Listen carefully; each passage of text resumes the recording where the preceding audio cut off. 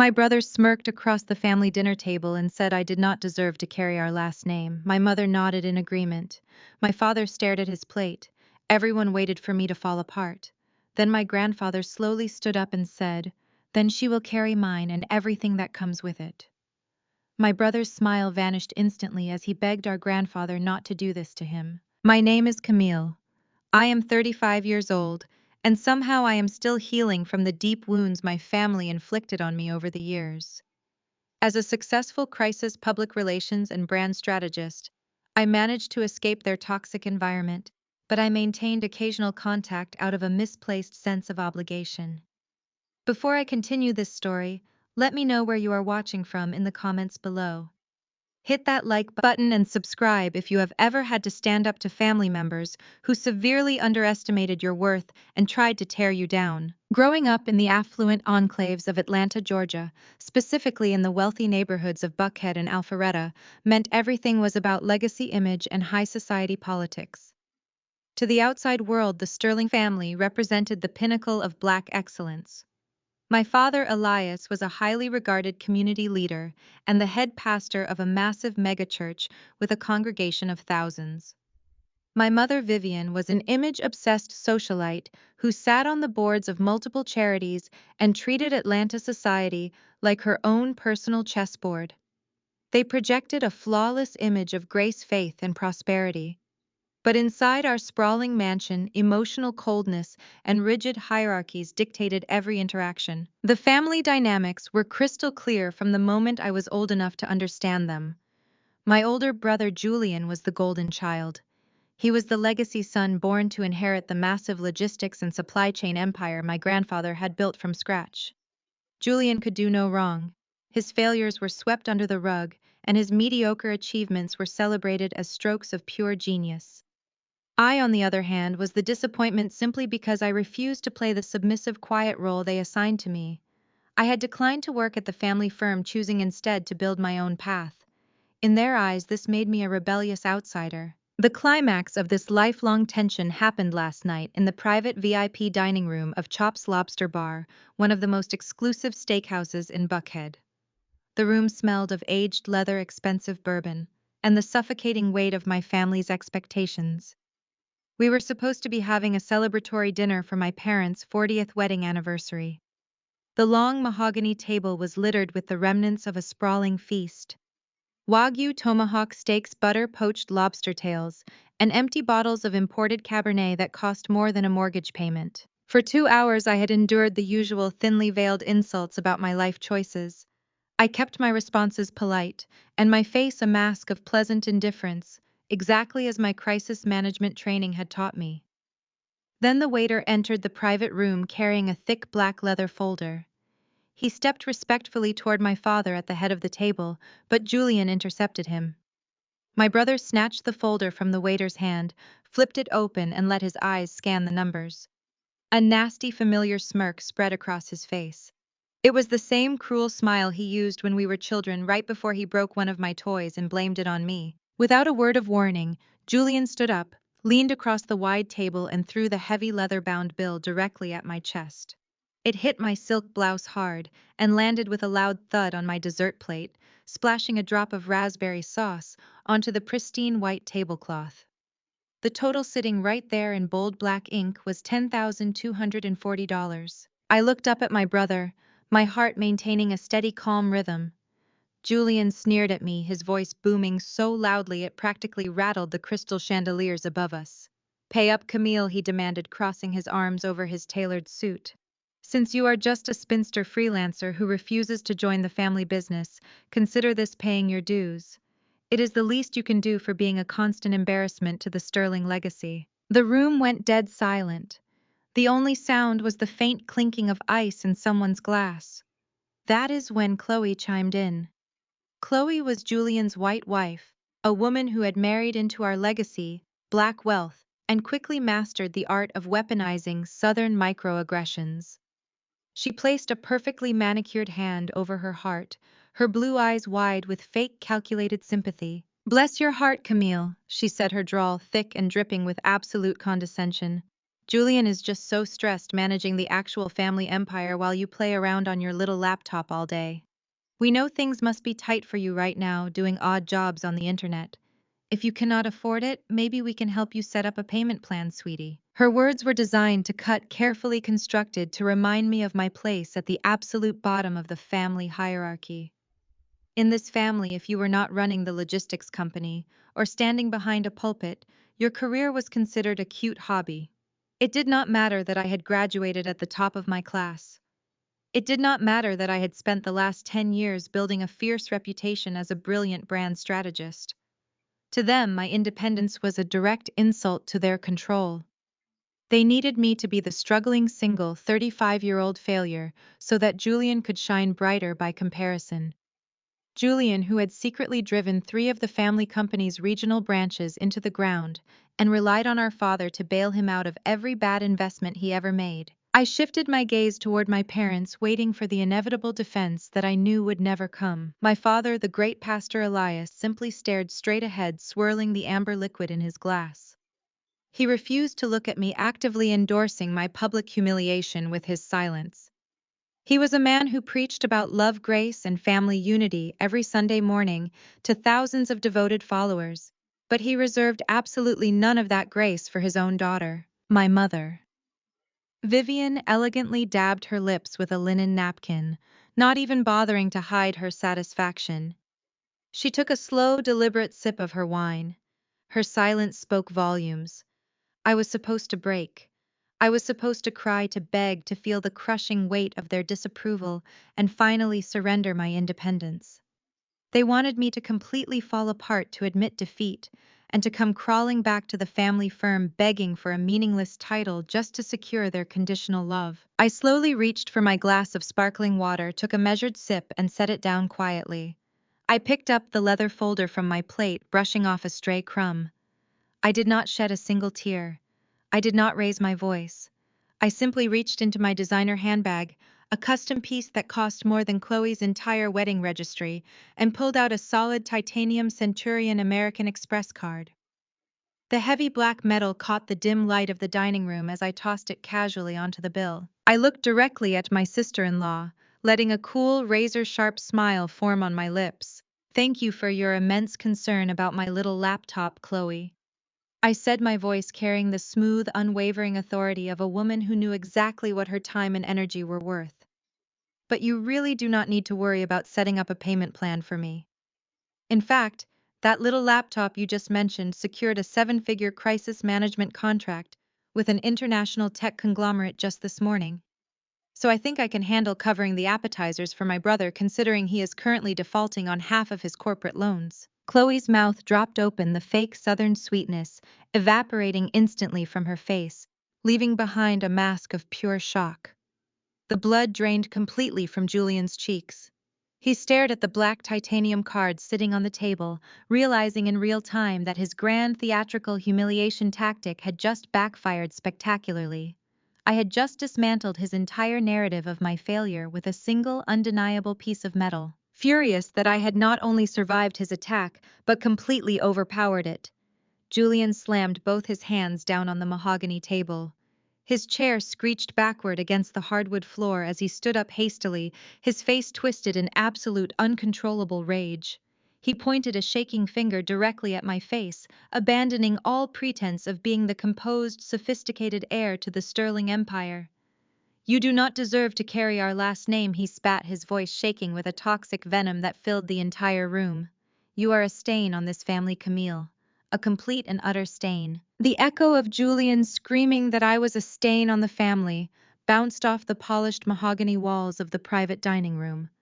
Then came the dead, heavy silence. Nobody moved. The waiter who had brought the check practically melted into the shadows, terrified of the explosive tension radiating across the table.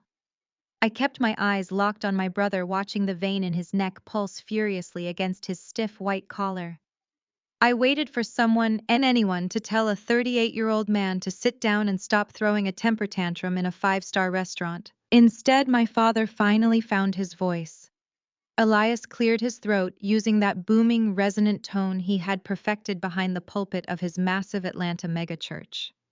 He adjusted his custom silk tie and looked directly at me, completely ignoring the fact that his golden son was standing over the table looking ready to flip it over. "Camille, apologize to your brother," my father ordered. His voice left absolutely no room for debate, ringing with the absolute authority he wielded over his congregation every Sunday morning. "You are embarrassing yourself, and you are embarrassing us. There is no need for this theatrical display. Flaunting fake wealth just to stroke your own ego is a sin of pride, and it is entirely unbecoming of a woman your age. You know Julian carries the weight of the sterling name on his shoulders." I stared at the man who was supposed to be my spiritual and moral compass. Fake wealth. I had just dropped a Centurion card on the table, a card you cannot even apply for unless you spend millions a year, and his immediate reflex was to protect Julian's fragile ego by calling me a liar. My success was so unfathomable to him that he had to categorize it as a sin rather than an achievement. My mother saw her opening and took it with practiced precision. Vivian set her crystal wineglass down with a sharp, echoing clink. She leaned forward, the diamonds on her tennis bracelet catching the warm ambient light of the chandeliers. "Your father is right," Vivian said, her tone dripping with that lethal, polite Southern church lady judgment that could skin you alive without raising its volume. "We all know how your little public relations world works, Camille. It is all smoke and mirrors. Leasing a luxury condo downtown, renting expensive sports cars by the hour, just to look successful on social media for your clients. We are not foolish. We know you are struggling to keep up appearances. Julian is managing a real company, a legacy, and you are trying to upstage him with parlor tricks. Now pick up that silly metal card, pay whatever portion of the bill you can actually afford, and apologize for this outburst." I looked at my mother, observing the absolute conviction in her perfectly made-up eyes. She genuinely believed her own fiction. It was easier for her to believe I was a fraud facing bankruptcy than to accept that I had built an empire completely outside her sphere of influence. She needed me to be the struggling, bitter outcast, so her narrative of the perfect, flawless golden son remained intact. I opened my mouth to tell her that I owned the public relations firm she mocked. I was ready to tell her that I owned the commercial building it was housed in, and that the sports car she claimed I rented was fully paid off. I was prepared to drop my corporate financial statements right on top of her butter-poached lobster. But before I could say a single word, the heavy scraping sound of a wooden chair being pushed back echoed through the room, commanding immediate attention. Grandpa Jeremiah stood up slowly from the head of the table. He was 80 years old, a man carved out of pure grit and relentless ambition. He had built the sterling logistics empire from a single delivery truck during the civil rights era, fighting tooth and nail against a system designed to keep him down. He wore his age like a crown, his posture still impossibly straight, his dark gaze sharp enough to cut through solid steel. When Jeremiah Sterling moved, the room stopped breathing. My father instantly dropped his authoritative pastor persona. He sat up straighter, looking like a scolded schoolboy caught misbehaving in the front pew. Julian froze, his arms dropping awkwardly to his sides, the arrogant smirk completely wiped from his face. Chloe suddenly found her linen napkin absolutely fascinating, refusing to make eye contact with the patriarch of the family she had married into. Grandpa Jeremiah did not look at my parents. He did not look at Chloe. He locked his piercing eyes directly on Julian. The silence stretched thick and suffocating as he let his golden grandson squirm under his heavy scrutiny. "Julian, Grandpa." Jeremiah said, his voice quiet, but carrying a lethal, undeniable weight. "You just told your sister she does not deserve to carry the family name. You called her a stain." Julian puffed out his chest, desperately trying to muster the bravado he had just displayed seconds ago. "Grandpa, you know how she is?" Julian stammered, his voice betraying a slight nervous tremor. "She comes in here disrespecting the business, disrespecting me in front of my wife and my parents. I am just trying to protect what you built. I am the one running the daily operations. I am the one carrying the sterling legacy forward. She does not respect the name, so she does not deserve it." Grandpa Jeremiah let out a low, humorless chuckle that made the hairs on the back of my neck stand up. He reached into the inner pocket of his tailored suit jacket and pulled out a folded piece of thick, watermarked parchment paper. He placed it deliberately on the table right next to his half-empty plate. "Then she will carry mine," Grandpa Jeremiah said, his voice ringing with absolute finality. and everything that comes with it. The air in the VIP room seemed to instantly evaporate. My mother gasped a sharp, undignified sound of pure shock. My father gripped the edge of the mahogany table so hard, his knuckles turned a ghostly gray. Chloe let out a tiny squeak of pure panic, her hands flying to her throat as she realized her massive lifestyle budget was suddenly in severe jeopardy. Julian stared at the folded paper on the table, his eyes wide with a sudden terrifying realization. The arrogant facade shattered into a million unrecoverable pieces. His face went ashen, the sheer panic setting in as the catastrophic weight of our grandfather's words crushed him. No, Julian breathed out, his voice cracking like a frightened child. Grandpa, you cannot do this. You cannot do this to me. I am the eldest son. I am the sole heir. We already had the lawyers draft the transfer of the estate. The papers are with the legal team right now. You promised me the succession. You signed off on it. My father quickly jumped in, his pastoral voice returning thick with frantic desperation. Dad, please let us not be hasty. Julian is right. The family attorneys have already finalized the transition documents. The board of directors is expecting Julian to take over as chief executive officer by the end of the quarter. We have a unified front. You cannot just hand the keys to the kingdom over to Camille because of a dinner table argument. It will completely destroy the company's image in the business sector. Grandpa Jeremiah turned his gaze to my father, and the look of sheer, unadulterated disappointment on the old man's face made my father shrink back into his chair as if he had been physically struck. A unified front. Grandpa Jeremiah repeated, tasting the words like they were toxic. You talk about image, Elias. You talk about the lawyers drafting the transfer. But you continually fail to mention the fact that the lawyers who drafted those documents do not work for me. Julian took a trembling step back, bumping hard into the wall behind him. His breathing became shallow and erratic, his eyes darting frantically toward the exit. Grandpa Jeremiah picked up the folded parchment, tapped it against the mahogany table, and looked dead at Julian. You drafted a forgery, boy, he said, his voice dropping to a dangerous, icy register that commanded the room. You and those cheap strip mall attorneys you hired tried to bypass my living trust. You thought I was too old and too blind to notice the discrepancies in the signature blocks. You thought you could steal the empire before I put you in the ground. My mother let out a loud, wailing cry, covering her mouth with both hands in absolute horror. My father stared at Julian in genuine shock, clearly completely unaware of the illegal lengths his golden son had gone to secure the family wealth. Chloe began shaking violently, her eyes darting between her husband and the man who held their entire financial future in his calloused hands. But Grandpa Jeremiah was not finished. He turned to look at me, and for the first time all evening the harsh, rigid lines on his face softened. He nodded at me, a silent, powerful cue passing between us. And Camille and I are going to prove it, Grandpa Jeremiah finished. The morning sunlight filtered through the floor-to-ceiling glass windows of my downtown Atlanta office, casting sharp shadows across the room.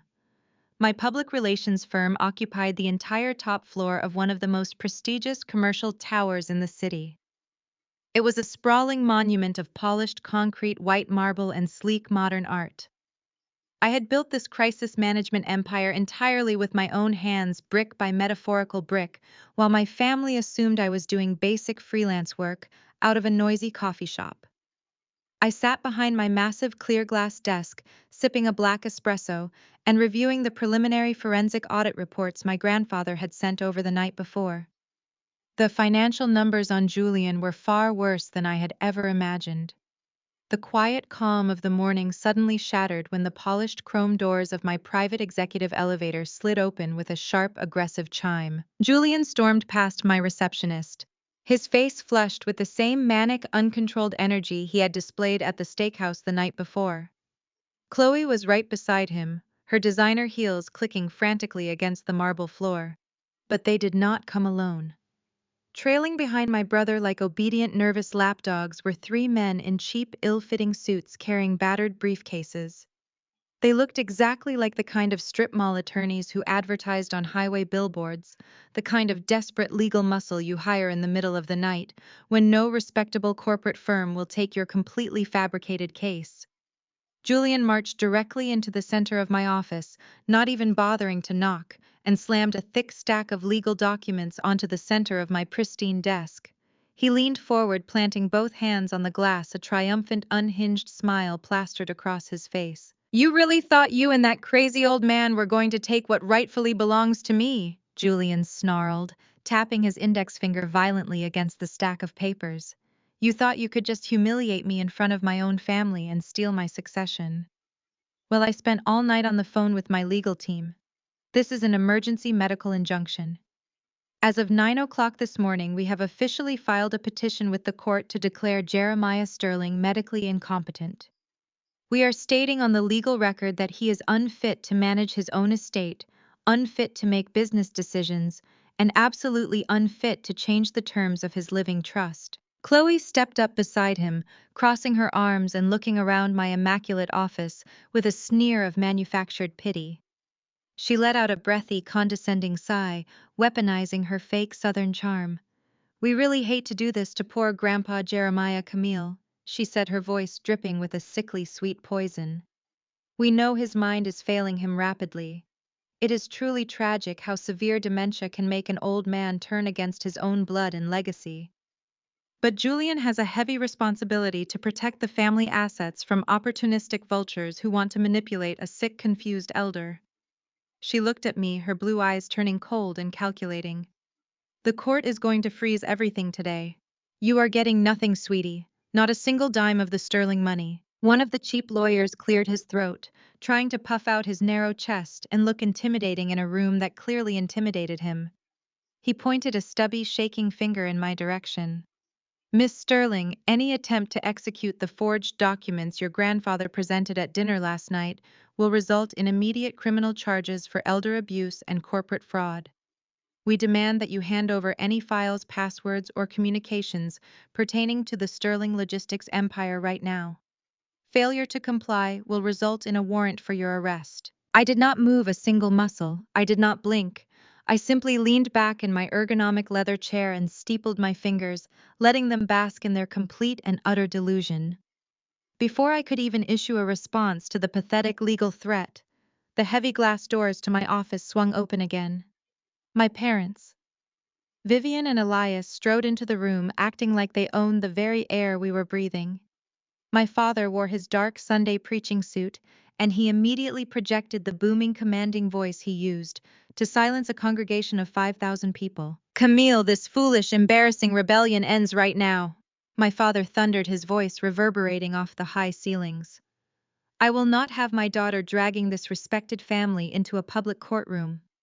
I will not have my loyal congregation reading about lawsuits and medical injunctions in the morning paper. You will withdraw whatever ridiculous claims you and your grandfather fabricated last night.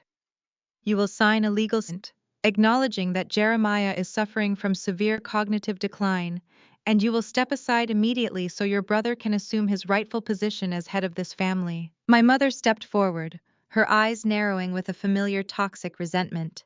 She looked at me not as her child, but as an annoying, persistent obstacle she was finally ready to crush. "You have always been spiteful, Camille," she hissed, her voice lacing every word with pure venom. "You have always been bitter and jealous, because Julian was born to lead, and you were born to follow. That is the natural order of things.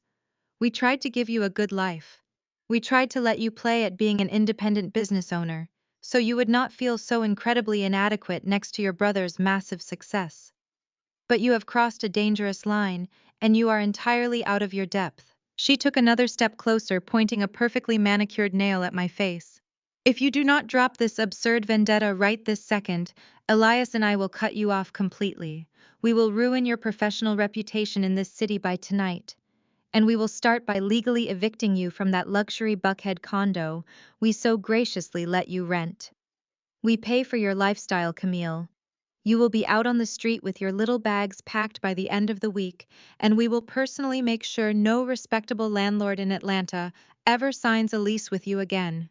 You are nothing without the Sterling protection." The room fell completely silent as they all stared at me, waiting for the heavy threat to sink in. They stood there in a unified toxic front, perfectly confident that they had backed me into an inescapable corner. They expected the old Camille, the young girl who used to swallow her pride and apologize just to keep the peace in the household. They expected me to lower my head, admit defeat, and surrender to Julian's golden authority. But that version of Camille had died a long time ago, buried under years of their relentless disrespect.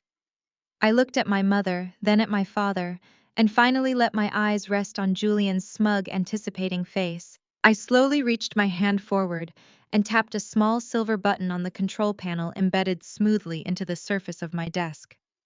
Instantly, the massive smart glass wall behind me darkened, transforming from a transparent window overlooking the city into a massive high-definition projection screen. I tapped another button, and a certified notarized legal document materialized brightly on the glass, illuminated clearly for the entire room to read. It was a commercial property deed bearing official state seals and complex corporate registry numbers. I kept my voice perfectly level, stripping away every ounce of emotion until only pure ice-cold authority remained. "You cannot evict me, Mom," I said smoothly, watching her eyes scan the glowing document behind me. "Because I do not rent that Buckhead condo. I bought the entire residential high-rise building 2 years ago through a blind shell corporate entity. In fact, if you look closely at the corporate holding structures listed on that screen, you will find out something even more interesting. You are currently standing in a commercial building that I also own." Julian threw his head back and let out a loud, braying laugh that echoed awkwardly against the high-polished ceilings of my executive office. He clapped his hands together, slowly stepping away from the glass desk, with a look of supreme amusement. "Oh, that is brilliant, Camille. That is really top-tier graphic design work. You always did know how to put on a good visual presentation for your little clients. But do you honestly think a fake digital deed projected onto a fancy piece of smart glass is going to stop a Supreme Court medical injunction? You are living in an absolute fantasy world." He turned sharply and snapped his fingers at the lead attorney, a sweaty, nervous man whose gray suit jacket looked a full size too small for his shoulders. "Serve her the papers, Vance. Tell my little sister she has exactly 24 hours to pack up her fake public relations empire and vacate the premises before I have the sheriff down here throwing her designer bags onto the sidewalk." But Vance did not move. He was staring intensely at the smart glass wall behind me, his small eyes tracking the official state seals, the notarized digital signatures, and the specific corporate registry number of the shell holding company, listed clearly on the deed. In the Atlanta corporate scene, there were certain holding companies that commanded immediate unspoken respect. Vance pulled a cheap smartphone from his pocket, his thumbs flying across the cracked screen as he hastily accessed the public commercial property records database. The other two attorneys crowded around his shoulders, reading the screen over his arms. Their faces grew increasingly pale with every passing second. The aggressive bullying energy that had fueled their grand entrance was rapidly deflating, replaced by the sheer terror of realizing they had just walked into a legal minefield. Vance swallowed hard, his Adam's apple bobbing nervously in his throat. He leaned toward Julian and whispered something frantic in his ear, his eyes darting back toward me with newfound terror. Julian shoved the lawyer by the shoulder violently, nearly knocking the man off balance. "What do you mean it is real?" Julian hissed, completely abandoning his polished executive persona. "Look at her. She is a glorified party planner. There is absolutely no way she owns a $50 million commercial tower in the middle of downtown Atlanta. Check the registry again." I rested my hands on the smooth, cool edge of my desk. "I am a crisis management strategist, Julian. My entire business is built on knowing exactly who holds the leverage in any given room and knowing exactly how to dismantle those who foolishly overstep their bounds. You brought 3 strip mall lawyers to a corporate war zone without doing a single background check on my financial assets. That glaring lack of attention to detail is exactly why Grandpa Jeremiah decided to dissolve your succession plan." My mother stepped forward, her face twisted in a mask of pure aristocratic outrage. Her breathing was heavy, the expensive pearls around her neck rising and falling rapidly against her chest. "How dare you speak to your brother like that?" Vivian demanded, her voice vibrating with maternal fury. "We gave you everything, Camille. We put a roof over your head. We introduced you to the right people in Atlanta society. You are nothing but an ungrateful, spiteful child who cannot stand the fact that Julian was chosen to carry the torch. You think because you tricked some bank into giving you a commercial mortgage that you are suddenly a titan of industry. You are renting sports cars and playing businesswoman while your brother is trying to protect a real, tangible legacy. Drop this foolishness right now, or we will legally evict you from the residential condo we let you rent and ruin your reputation in this city by nightfall. My father positioned himself right beside her, squaring his broad shoulders to present a united front. He summoned the deep, resonant baritone that commanded thousands of people every Sunday morning, the voice of divine authority that no one in our family was ever allowed to question.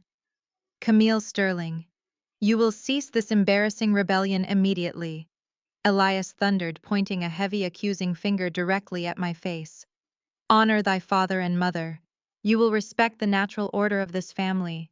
You will sign the medical injunction acknowledging your grandfather's severe cognitive decline, and you will step aside so Julian can clean up this mess and assume his rightful position as head of the family. If you do not comply, you will face the absolute wrath of this family, and you will be completely isolated from our community. I looked at the man who was supposed to be my protector, the man who cared more about maintaining the illusion of a perfect golden son than acknowledging the reality of a highly competent daughter. I slowly walked around to the front of my glass desk, my heels clicking sharply against the marble floor. I crossed my arms and looked directly into my father's eyes, refusing to flinch or look away under his pastoral glare. The natural order of this family is a lie. Dad, I said, keeping my tone deadly calm and completely devoid of emotion. It is a fragile house of cards built entirely on Julian's incompetence and your blind enabling. You barged into my office waving a fabricated medical injunction claiming Grandpa Jeremiah has lost his mind. You are trying to convince the courts that he is a senile old man who was easily manipulated into changing his will by a bitter, jealous granddaughter. I turned my attention back to Julian, whose chest was heaving with panicked, shallow breaths. You actually think Grandpa changed the will because his mind is failing him? Julian, Grandpa. Jeremiah changed the estate transfer because his mind is sharper than yours will ever be. He did not come to me for emotional comfort or manipulation. He came to my firm because he needed a covert, independent forensic audit of the Sterling logistics empire. He knew the quarterly reports you were handing him did not make sense. He knew the profit margins were completely fabricated to hide your colossal failures. Julian's eyes widened in sheer, unadulterated terror. He looked at the three cheap lawyers who were already slowly inching their way toward the heavy glass doors, desperate to distance themselves from what was rapidly becoming a massive federal corporate fraud scandal. They realized they had been hired to file a fraudulent injunction against a highly powerful woman to cover up a mountain of financial crimes. "Shut up!" Julian yelled, taking a threatening, desperate step toward me. "Do not listen to her. She is lying.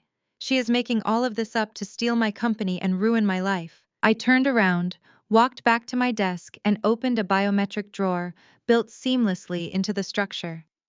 I reached inside and pulled out a thick, heavy red folder. The color of the folder seemed to suck all the remaining oxygen right out of the room. It was the exact shade of red used by our grandfather's private accounting firm when they flagged critical financial discrepancies and missing assets. I held it up so they could all clearly see the gold foil crest stamped on the front cover. Julian stopped dead in his tracks, all the blood draining from his face. "This is not a medical dispute over an old man's declining health. Julian," I said, my voice cutting through the tense air like a blade. "This is a criminal investigation. Grandpa did not cut you out because of a simple business disagreement or a family squabble. He cut you out because the forensic audit team tracked the missing logistics capital directly to a series of offshore bank accounts. You did not just bankrupt 3 regional branches of our family company due to poor management. You owe $4 million to a high-stakes gambling syndicate in Las Vegas. You have been covering your massive margin calls for the last 18 months by quietly bleeding the family business dry." My mother let out a strangled, horrified gasp, clutching my father's arm to keep her balance. "Elias, tell me she is lying." Vivian pleaded, her voice trembling as the flawless reality she had constructed for her son completely shattered. "Tell me Julian did not do this to us." I looked at my father.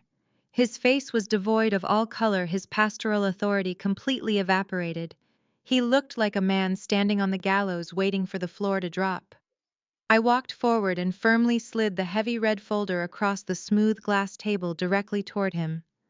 The thick stack of paper inside represented the absolute, undeniable destruction of the Sterling family's immaculate public image. But Julian did not just use the logistics money, did he? Dad? I asked, my voice dropping to a harsh, unforgiving whisper that echoed in the silent room.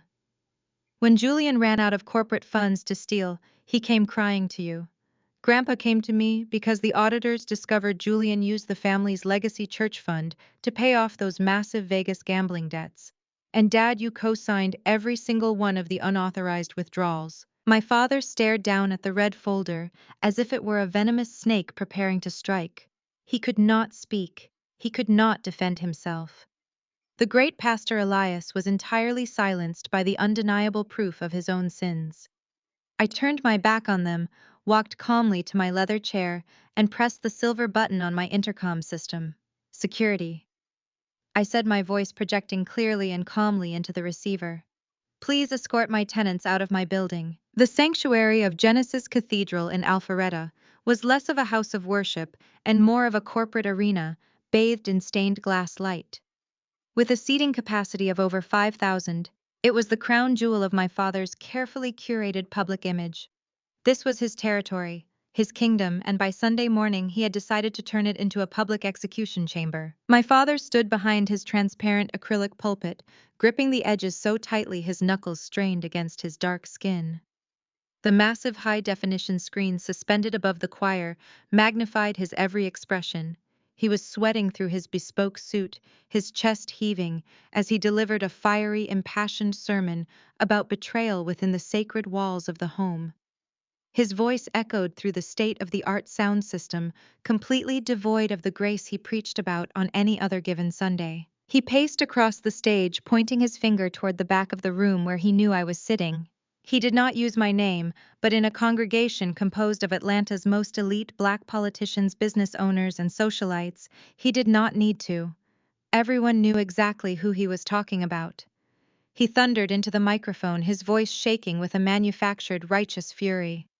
He warned the congregation about the deep spiritual rot of wayward daughters destroying the family unit. He preached about the sin of arrogant children who mistake their brief moments of worldly success for true wisdom, daughters who become so blinded by their own selfish ambition that they attempt to tear down the very legacy their fathers and brothers bled to build. How was weaponizing the pulpit, using the word of God as a blunt instrument to discredit me before I could expose the massive financial crimes he and Julian had committed. It was a brilliant, desperate strategy. If he could convince the entire congregation that I was a bitter, spiteful woman having a mental breakdown, then any audit or evidence I presented would simply look like the frantic lies of a jealous sister. Down in the reserved front pew, my mother was playing her supporting role to absolute perfection. Vivian sat rigidly in her custom-tailored Sunday dress, pressing a lace handkerchief to her perfectly dry eyes. She nodded along to my father's booming words, letting out soft, performative sighs of maternal grief. Whenever the camera panned to her, she lowered her head, the very picture of a heartbroken mother praying for her lost rebellious child. For my entire life, this church had been their ultimate shield. Whenever Julian failed a class, crashed a car, or got caught stealing from the collection plate as a teenager, my parents simply marched into the sanctuary and preached about forgiveness, shifting the blame onto negative outside influences. Now they were using that exact same shield to protect Julian from a federal embezzlement scandal, and they were perfectly willing to completely destroy my reputation to do it. I sat in the very last row of the sanctuary, my posture perfectly straight, my hands resting calmly on a sleek black briefcase sitting on my lap. I did not flinch as my father's accusations washed over the crowd. I did not lower my head when the women in the pews ahead of me turned around to cast judgmental, pitying glances in my direction. I simply let the hypocritical spectacle run its course. When the service finally concluded, the massive congregation flooded out into the sprawling marble lobby. The lobby of Genesis Cathedral was notorious for being the ultimate high society networking floor. Deals were struck near the coffee stations, political alliances were forged by the coat check, and reputations were made or broken near the grand indoor fountains. I stepped out of the sanctuary and immediately spotted the second phase of their smear campaign already in full swing. Chloe was holding court near the center of the lobby, surrounded by a tight circle of the church's most influential and wealthy matrons.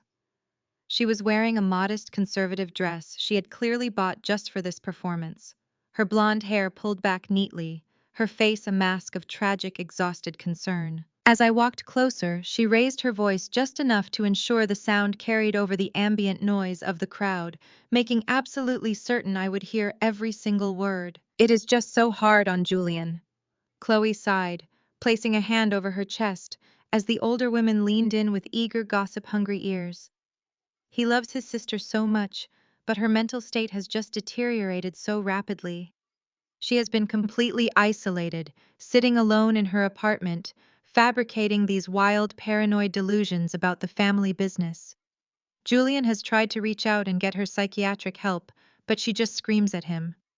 We are just praying she finds a good husband soon, someone to ground her, so she stops obsessing over Julian's incredible success." One of the wealthy board members' wives gasped softly, shaking her head in deep sympathy. "Oh, you poor dear," the woman crooned, patting Chloe's shoulder. "It is always the unmarried ones who stir up the most trouble. They get so bitter watching their brothers build beautiful families.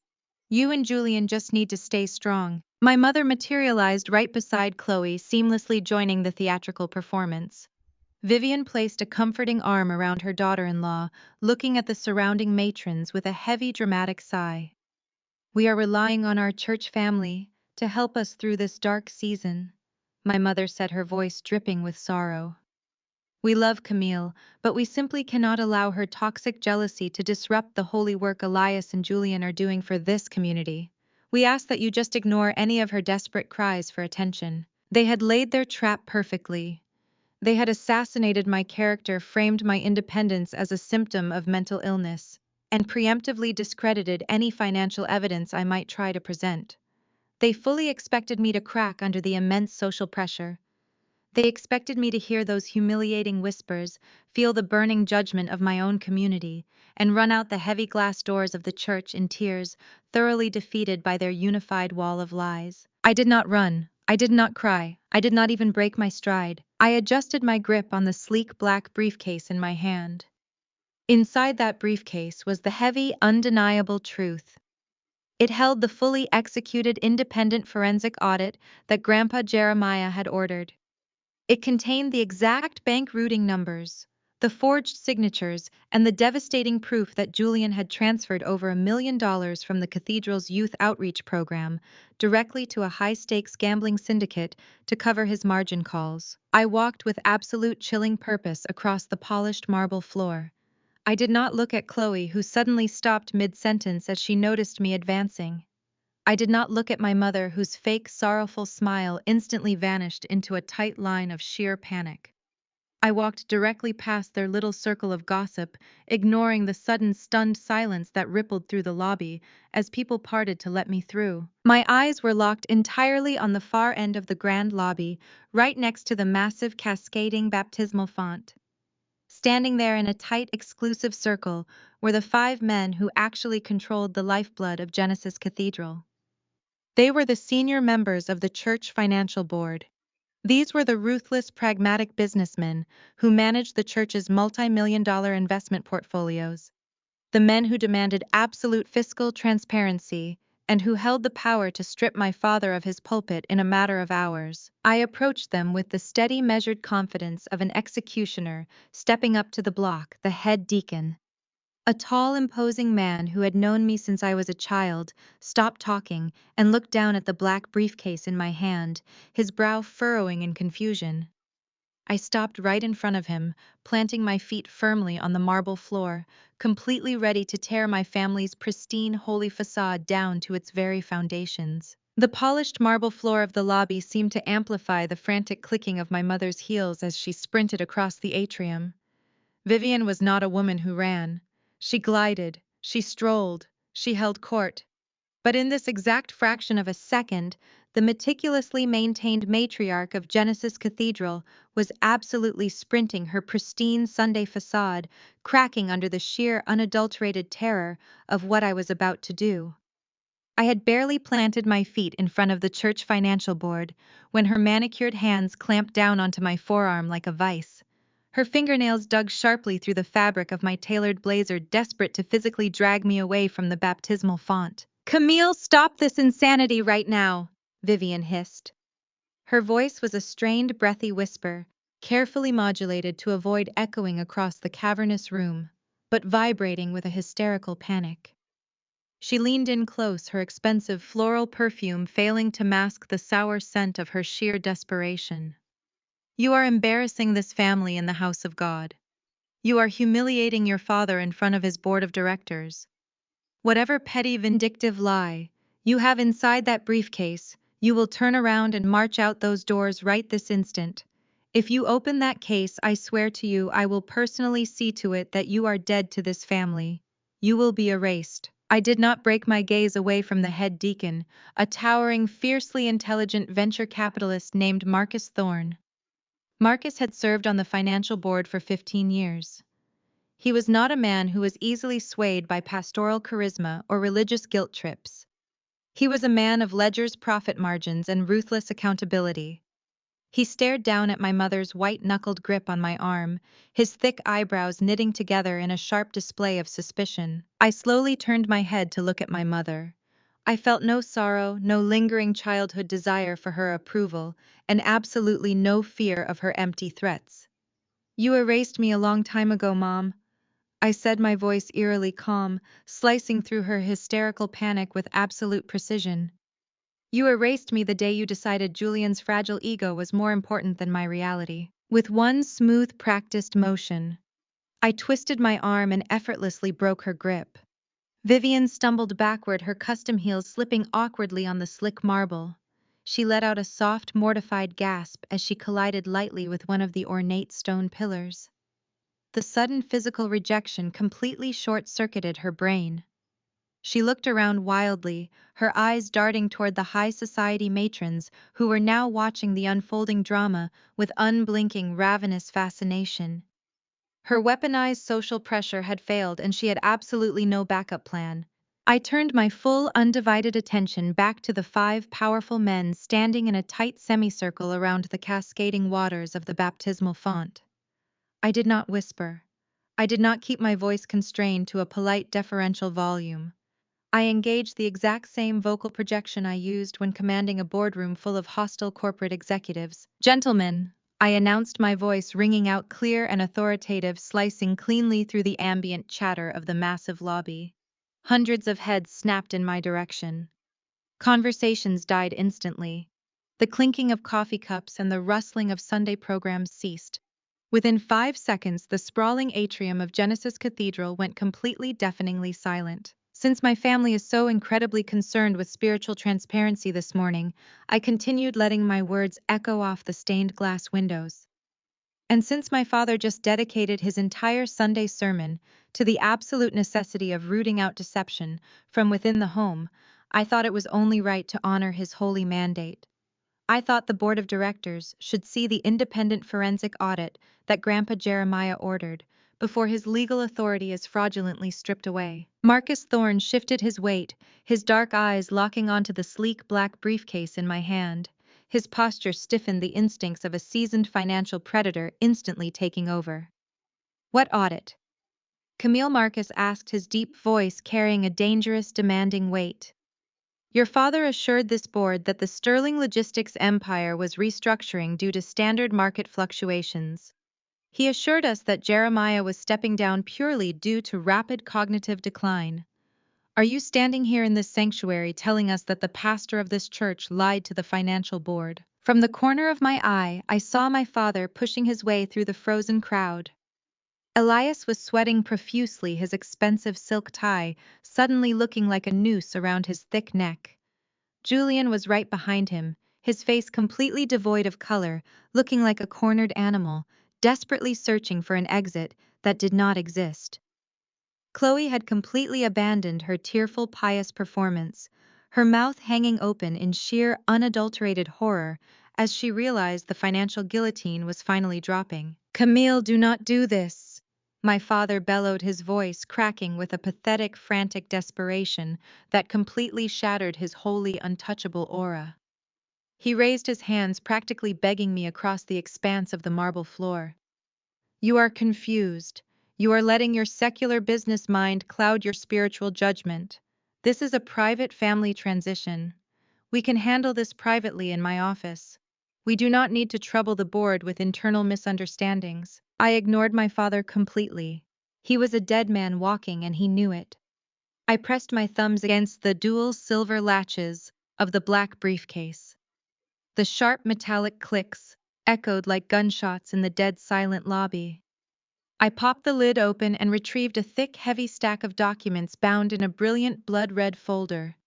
I held it out smoothly, offering the undeniable catastrophic truth directly to the head deacon. "There is no misunderstanding, Marcus," I said, maintaining absolute, unwavering eye contact with the man who held the financial keys to my father's kingdom. Grandpa Jeremiah did not lose his mind. He lost his patience. He hired my crisis management firm to run a covert independent forensic audit because the quarterly profit margins Julian was reporting did not align with reality. Marcus reached out and took the heavy red folder. The other 4 board members immediately crowded around his shoulders, their eyes scanning the first page of the executive summary. The gold foil crest of the independent auditing firm stared back at them, validating every single word printed on the heavy parchment paper. Julian did not just mismanage the family logistics company. I continued, raising my voice so every single wealthy donor, every society matron, and every political figure in that lobby could hear exactly who they had been idolizing. Julian bankrupt 3 regional delivery branches to cover massive, unsustainable margin calls. But the commercial losses are not why I am standing in your lobby today. I took a step closer to the board, my expression hardening into stone. I looked directly at Julian, watching his knees actually buckle slightly under the crushing weight of his exposed crimes. Julian did not just lose his own money, I announced, dropping the final devastating hammer. He ran out of corporate funds 18 months ago. When the high-stakes gambling syndicate in Las Vegas came to collect his debts, he needed an immediate, untraceable influx of cash. So he came to his father. He came to your beloved pastor. Marcus Thorne's head snapped up from the documents, his eyes wide with a sudden terrifying realization. He looked at my father, and the sheer disgust radiating from the head deacon's face made Elias physically recoil. He embezzled $1.5 million from this congregation's youth outreach program to cover his margin calls. I stated, my words ringing with absolute lethal finality. The routing numbers, the offshore wire transfers, and the forged authorization signatures are all completely documented in that file. Every single withdrawal was co-signed by Elias Sterling to protect his golden son from a federal wire fraud indictment. A collective horrified gasp ripped through the massive lobby. The silence was instantly shattered by an eruption of furious, chaotic whispers. Board members began pulling out their phones. Wealthy donors stared at my father with utter revulsion. Vivian swayed on her feet, finally realizing that no amount of social maneuvering could possibly save them from a federal prison sentence. I smoothly clicked my empty briefcase shut and offered a polite, razor-sharp smile to the 5 men standing completely paralyzed by the baptismal font. Enjoy the reading. The absolute silence in the lobby of Genesis Cathedral lasted for exactly 3 agonizing seconds. It was the heavy, suffocating kind of quiet that precedes a catastrophic natural disaster. Marcus Thorne's dark eyes darted across the first page of the executive summary, absorbing the highlighted offshore account numbers, the forged digital signatures, and the exact dates corresponding to the massive withdrawals from the youth outreach program. The veins in Marcus's thick neck began to bulge against his starched white collar. He flipped to the second page, then the third, his breathing turning into a low, dangerous hiss. He handed the document to the board member standing next to him, a retired Superior Court judge who adjusted his glasses and immediately let out a sharp, horrified gasp. That single gasp was the spark that ignited the powder keg. The whispers began instantly, a rapid, hissing wave of shock that rippled outward from the baptismal font and infected the hundreds of people crowding the sprawling marble atrium.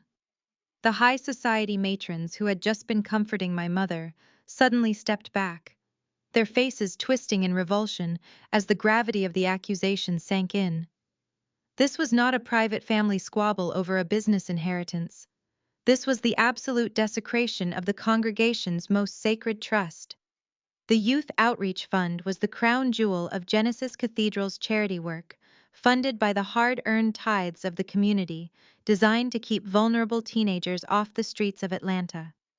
And their golden boy had drained it to cover his blackjack losses and luxury car leases. Marcus Thorne took a deliberate heavy step forward, closing the distance between himself and my father.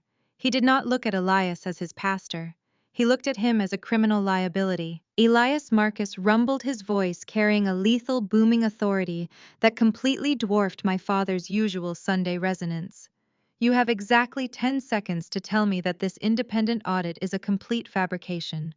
You have 10 seconds to explain why the routing numbers on these wire transfers perfectly match the exact dates this board authorized you to move $1.5 million into the new Youth Center development account. My father physically recoiled, the color completely draining from his usually vibrant, commanding face. He opened his mouth desperately, trying to summon the booming, hypnotic cadence he used to control the masses from his acrylic pulpit.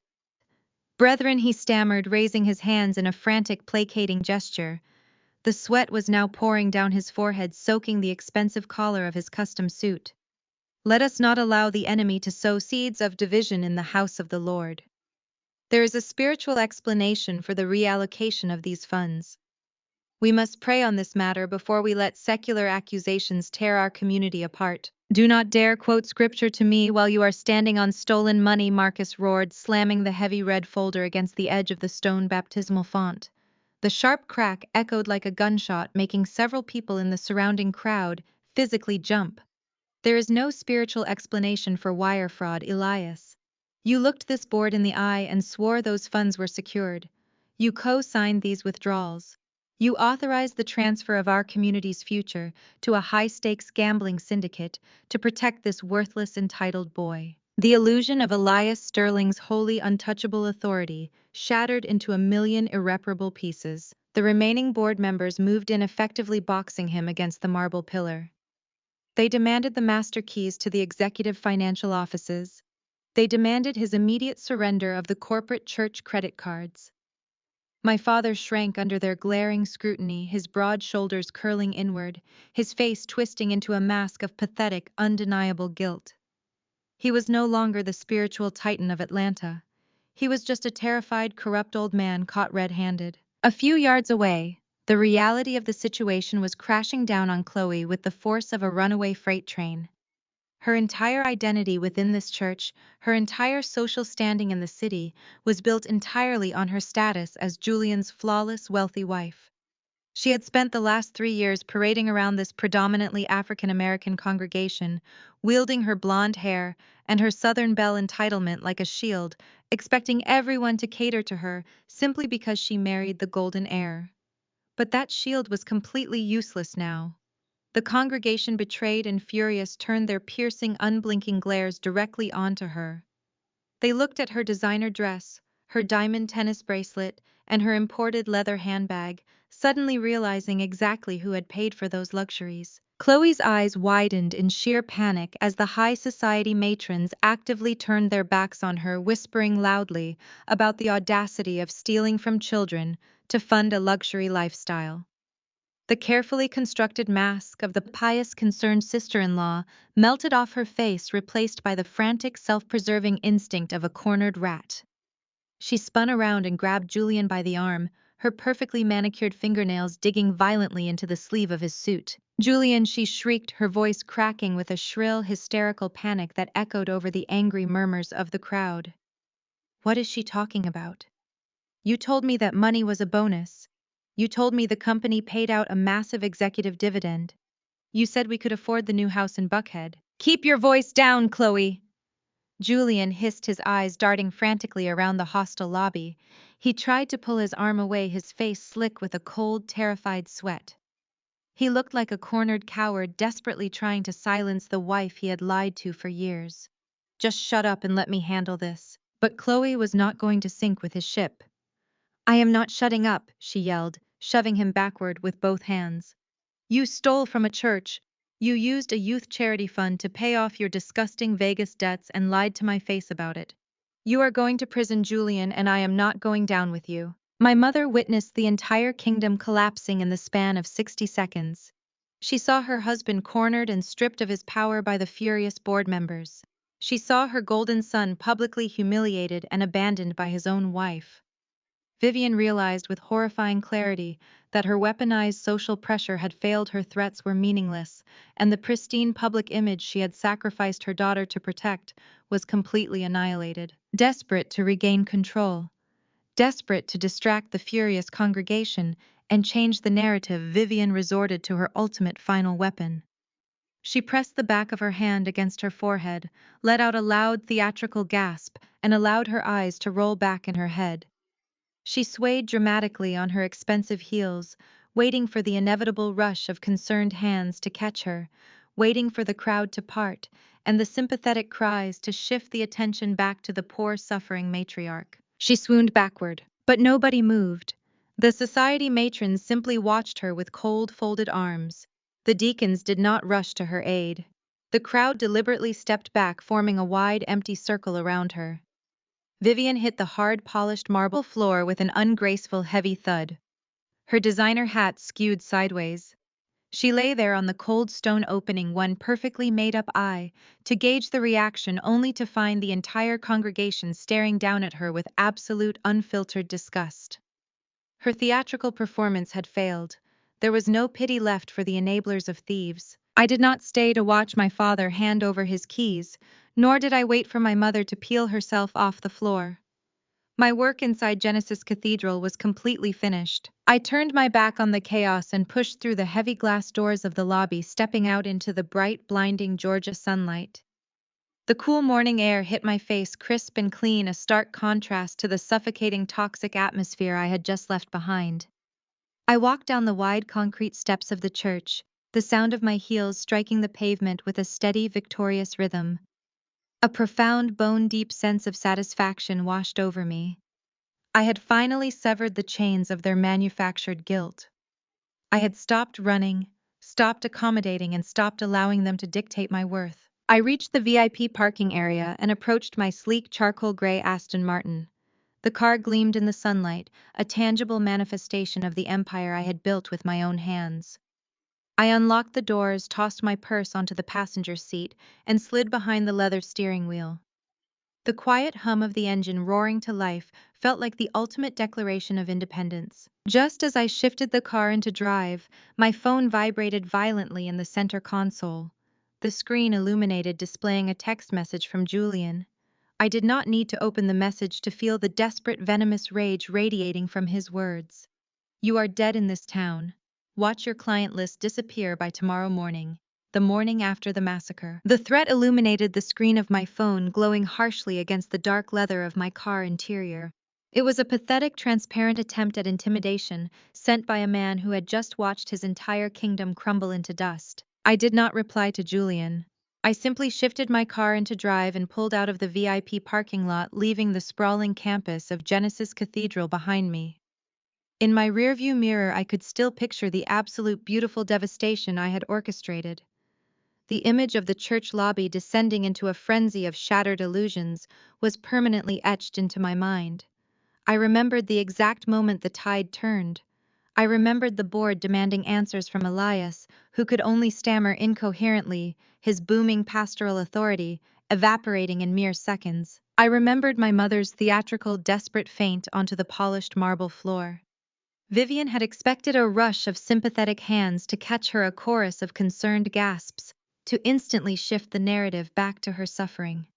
Instead, the wealthy congregation simply stepped back, leaving her sprawled on the cold stone.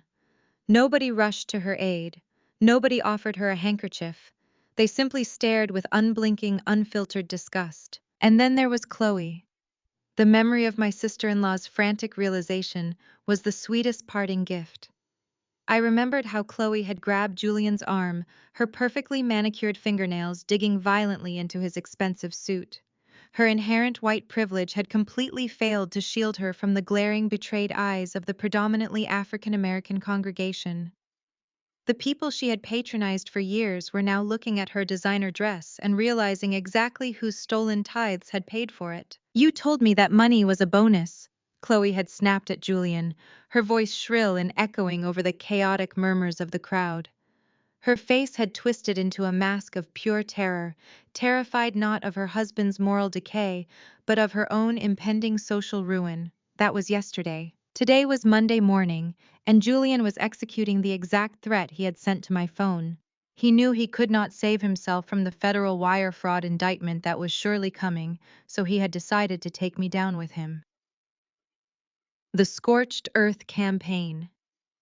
When I stepped off the private elevator and into the sleek glass-walled reception area of my crisis management firm, the atmosphere was electric with panic.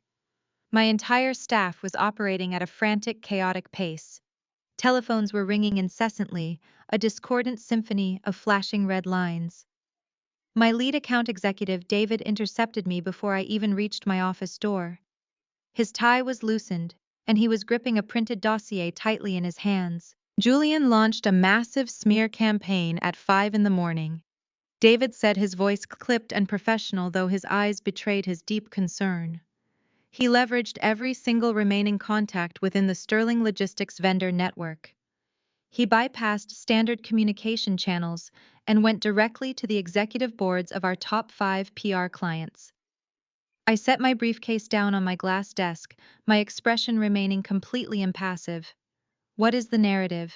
He is claiming that our crisis management firm is a front for corporate espionage, David explained, handing me the printed dossier. He manufactured a highly sophisticated paper trail, suggesting that you have been illegally harvesting proprietary data from your clients to build your own portfolio. He is telling them that you are currently the target of an active sealed federal investigation, and that any company associated with you will be subpoenaed by the Securities and Exchange Commission before the end of the week. It was a brilliant, desperate, scorched earth tactic.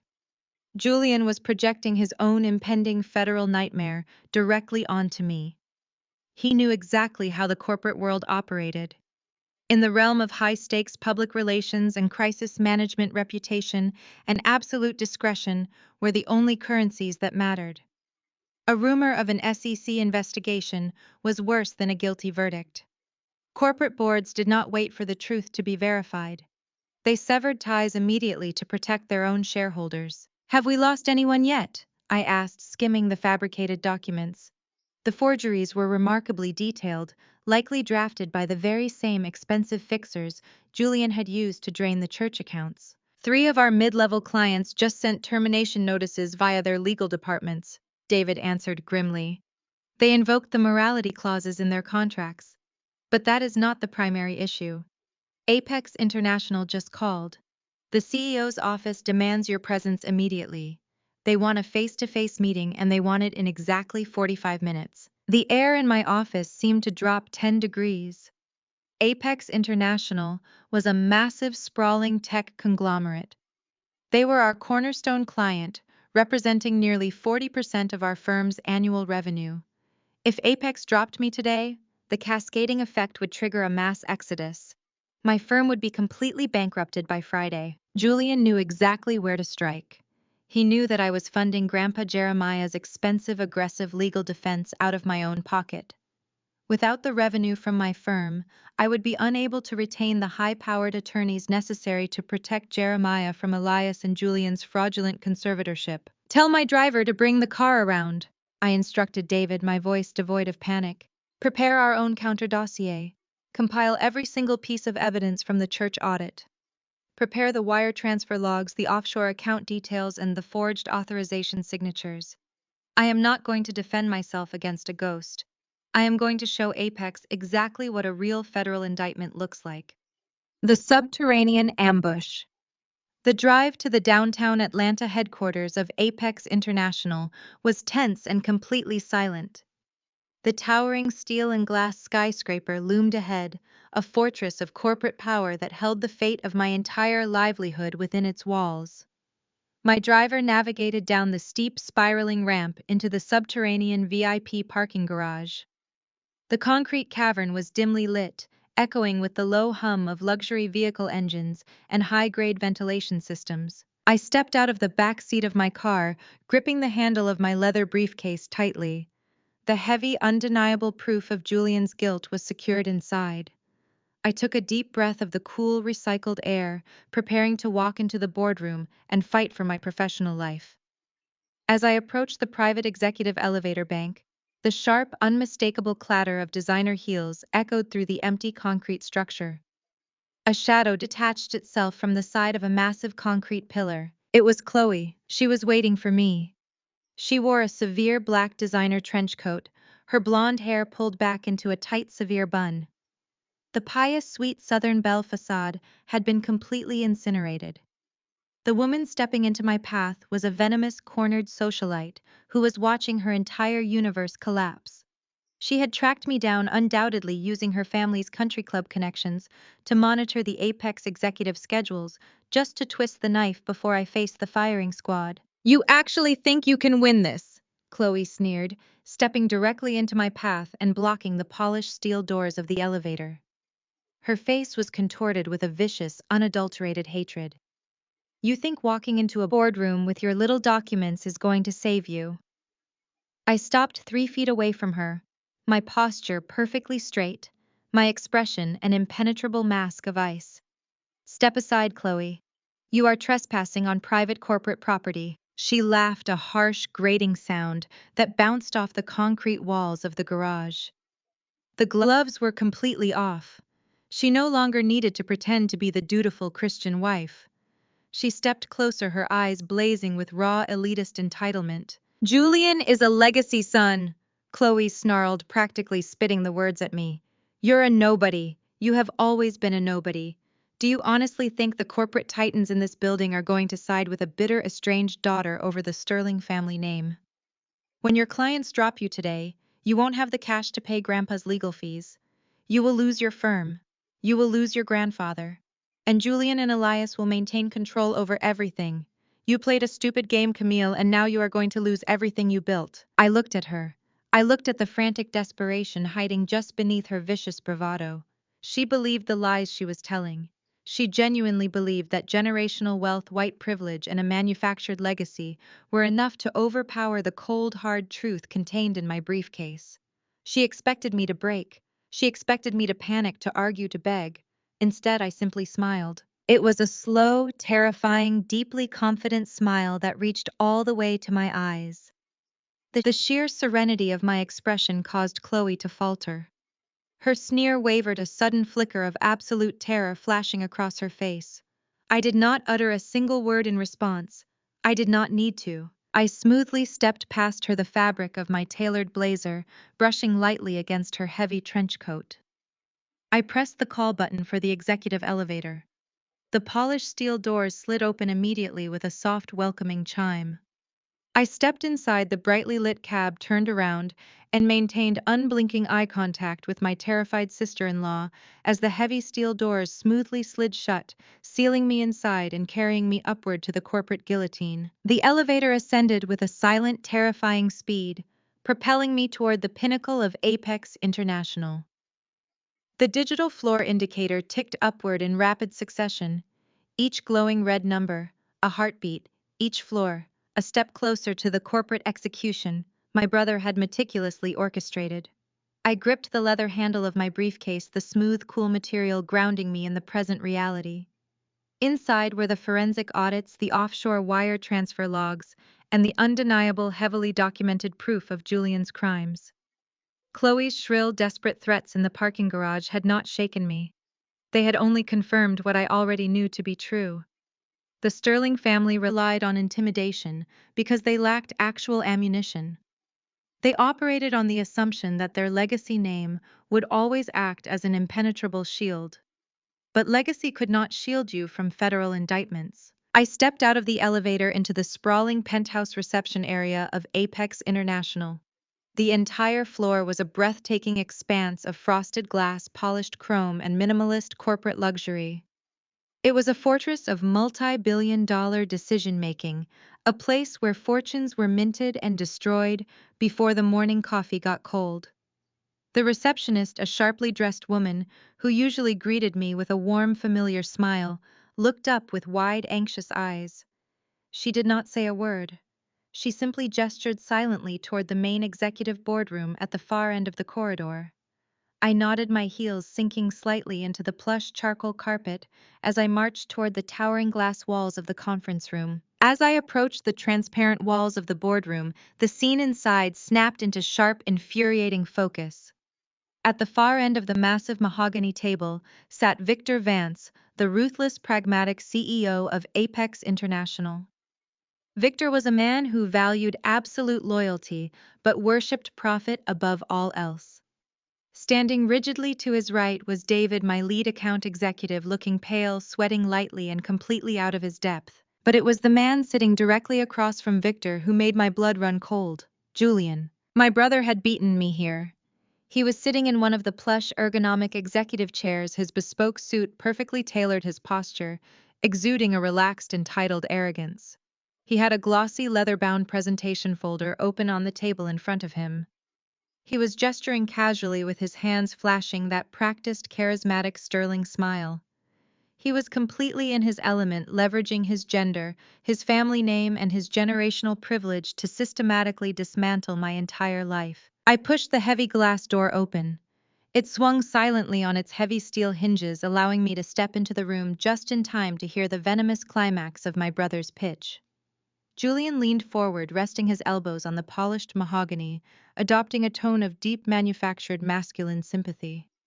He looked directly at Victor, speaking man to man, deliberately excluding David from the exchange, as if my executive was nothing more than a piece of furniture. "Look, Victor," Julian said, his voice dripping with a faux heavy concern. "I have immense respect for the work my sister has done for you in the past. We all do. But you and I both know that corporate stability requires leadership with a clear, rational mind. Camille is a hysterical woman who is currently dealing with a severe mental health crisis." Julian sighed, shaking his head with a perfect, calculated display of familial grief. "It is a tragic family situation, truly. She has become completely paranoid, fabricating wild delusions about our family's logistics empire to mask her own professional inadequacies. I hate to be the one to bring this to your door, but she is facing a massive federal investigation for corporate espionage, Victor. The SEC is already circling. You cannot afford to have Apex International tied to a sinking ship when those subpoenas start flying." Julian tapped the glossy, leather-bound folder in front of him, pushing it an inch closer to the CEO. "Sterling Logistics has just launched an elite, highly discreet corporate relations division. We have the infrastructure, the financial backing of a 50-year legacy, and the high-level government contacts to absorb your public relations contracts seamlessly. We can transition your entire account by the end of the business day, protecting you and your shareholders from the imminent fallout of Camille's indictment." Julian leaned back, crossing his arms, looking like a triumphant king who had just conquered a new territory. Then he noticed me standing inside the doorway. His smug, arrogant smile faltered for a fraction of a second, but he quickly recovered, his eyes narrowing into a dark, daring challenge. He fully expected me to scream. He expected me to march up to the table and throw a tantrum. He expected me to act exactly like the hysterical, unstable woman he had just described to the CEO of a tech conglomerate. He desperately wanted me to lose my temper to prove his fabricated narrative right here in the boardroom. I did not give him the satisfaction. I did not raise my voice.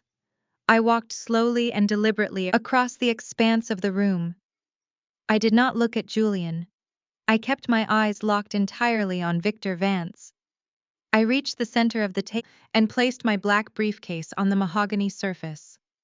The heavy, authoritative thud of the case echoed loudly, breaking the tense silence of the room. "Good morning, Victor," I said, my voice perfectly level, carrying the cool, detached authority of a seasoned executive.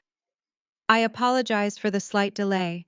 I was momentarily detained in your subterranean parking garage by a woman who seemed to be under the wild delusion that generational wealth is a valid substitute for federal compliance." Victor did not say a word.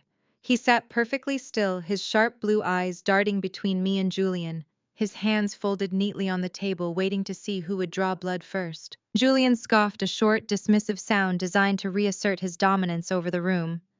Camille, this is exactly the kind of erratic, unhinged behavior I was just explaining to Victor, Julian said, shaking his head with a heavy theatrical sigh. You barge into a private executive meeting spouting paranoid nonsense. Please just go home. I will call Mom. We can get you the psychiatric help you so clearly need. Do not embarrass yourself further. I slowly turned my head to look at my brother. My expression was completely blank, stripped of any lingering sisterly affection, devoid of any familial loyalty. I looked at him not as blood but as a hostile corporate liability that needed to be neutralized. You are currently attempting to sell a multi-million-dollar corporate relations package to a tech conglomerate using a logistics company that has exactly zero capital. I stated my words, slicing through the sterile air of the boardroom with surgical precision. Sterling Logistics is completely insolvent, Julian. You secretly bankrupted 3 of your largest regional delivery branches in the last 18 months. You forged Grandpa Jeremiah's signature to cover massive, unsustainable margin calls. Julian's face instantly lost all of its color. The practiced, arrogant smirk vanished, replaced by a stark, naked terror. He opened his mouth to speak, but his throat suddenly seemed completely dry. His eyes darted toward Victor, desperate to maintain the illusion, but the damage was already done. I reached out and popped the dual silver latches on my briefcase. The sharp clicks echoed loudly. I pulled out the heavy blood-red folder containing the independent forensic audit and slid it smoothly across the table until it rested directly in front of the CEO. I am not under federal investigation. Victor. I continued, my voice steady and unwavering, locking eyes with the CEO. But my brother is. He embezzled $1.5 million from a church youth charity, and when a high-stakes gambling syndicate in Las Vegas came to collect his debts, he dragged our father into a federal wire fraud conspiracy to cover it up. By tomorrow morning, the FBI will be raiding the Sterling Logistics corporate offices. Julian came here today to try and steal your retainer because he is completely desperate for an immediate cash infusion to hire criminal defense attorneys. He is trying to use your company as a human shield. The silence in the boardroom was absolute. David, my account executive, was staring at the red folder as if it were a live grenade. Julian was gripping the padded arms of his leather executive chair so tightly his knuckles were turning stark white. He was breathing heavily, his chest heaving as the walls of his fraudulent, perfectly manicured empire closed in around him. He looked at Victor, his eyes wide and pleading desperately, hoping the older man would honor the unspoken code of the wealthy old boys club. Victor Vance did not say a word for a long, agonizing moment. He slowly reached out and placed his large hand flat on top of Julian's glossy, leather-bound presentation folder. He did not open it. He did not flip through the carefully designed pages. He simply looked at Julian with an expression of cold, deadpan boredom. With one smooth, deliberate motion, Victor slid Julian's proposal back across the polished mahogany table. It stopped right in front of Julian's trembling hands. Victor then shifted his gaze entirely away from my brother, dismissing him from existence with a single look. He looked directly at me. Are we ready to proceed with the acquisition, Ms. Sterling? Victor asked, his voice calm and entirely serious. Julian's head snapped back, his face contorted in utter, absolute confusion. He looked back and forth between Victor and me, completely unable to process the words he had just heard. He had come here to steal a public relations client, completely unaware of the massive, game-changing empire I had been quietly building in the shadows. I walked past my brother's frozen, trembling form.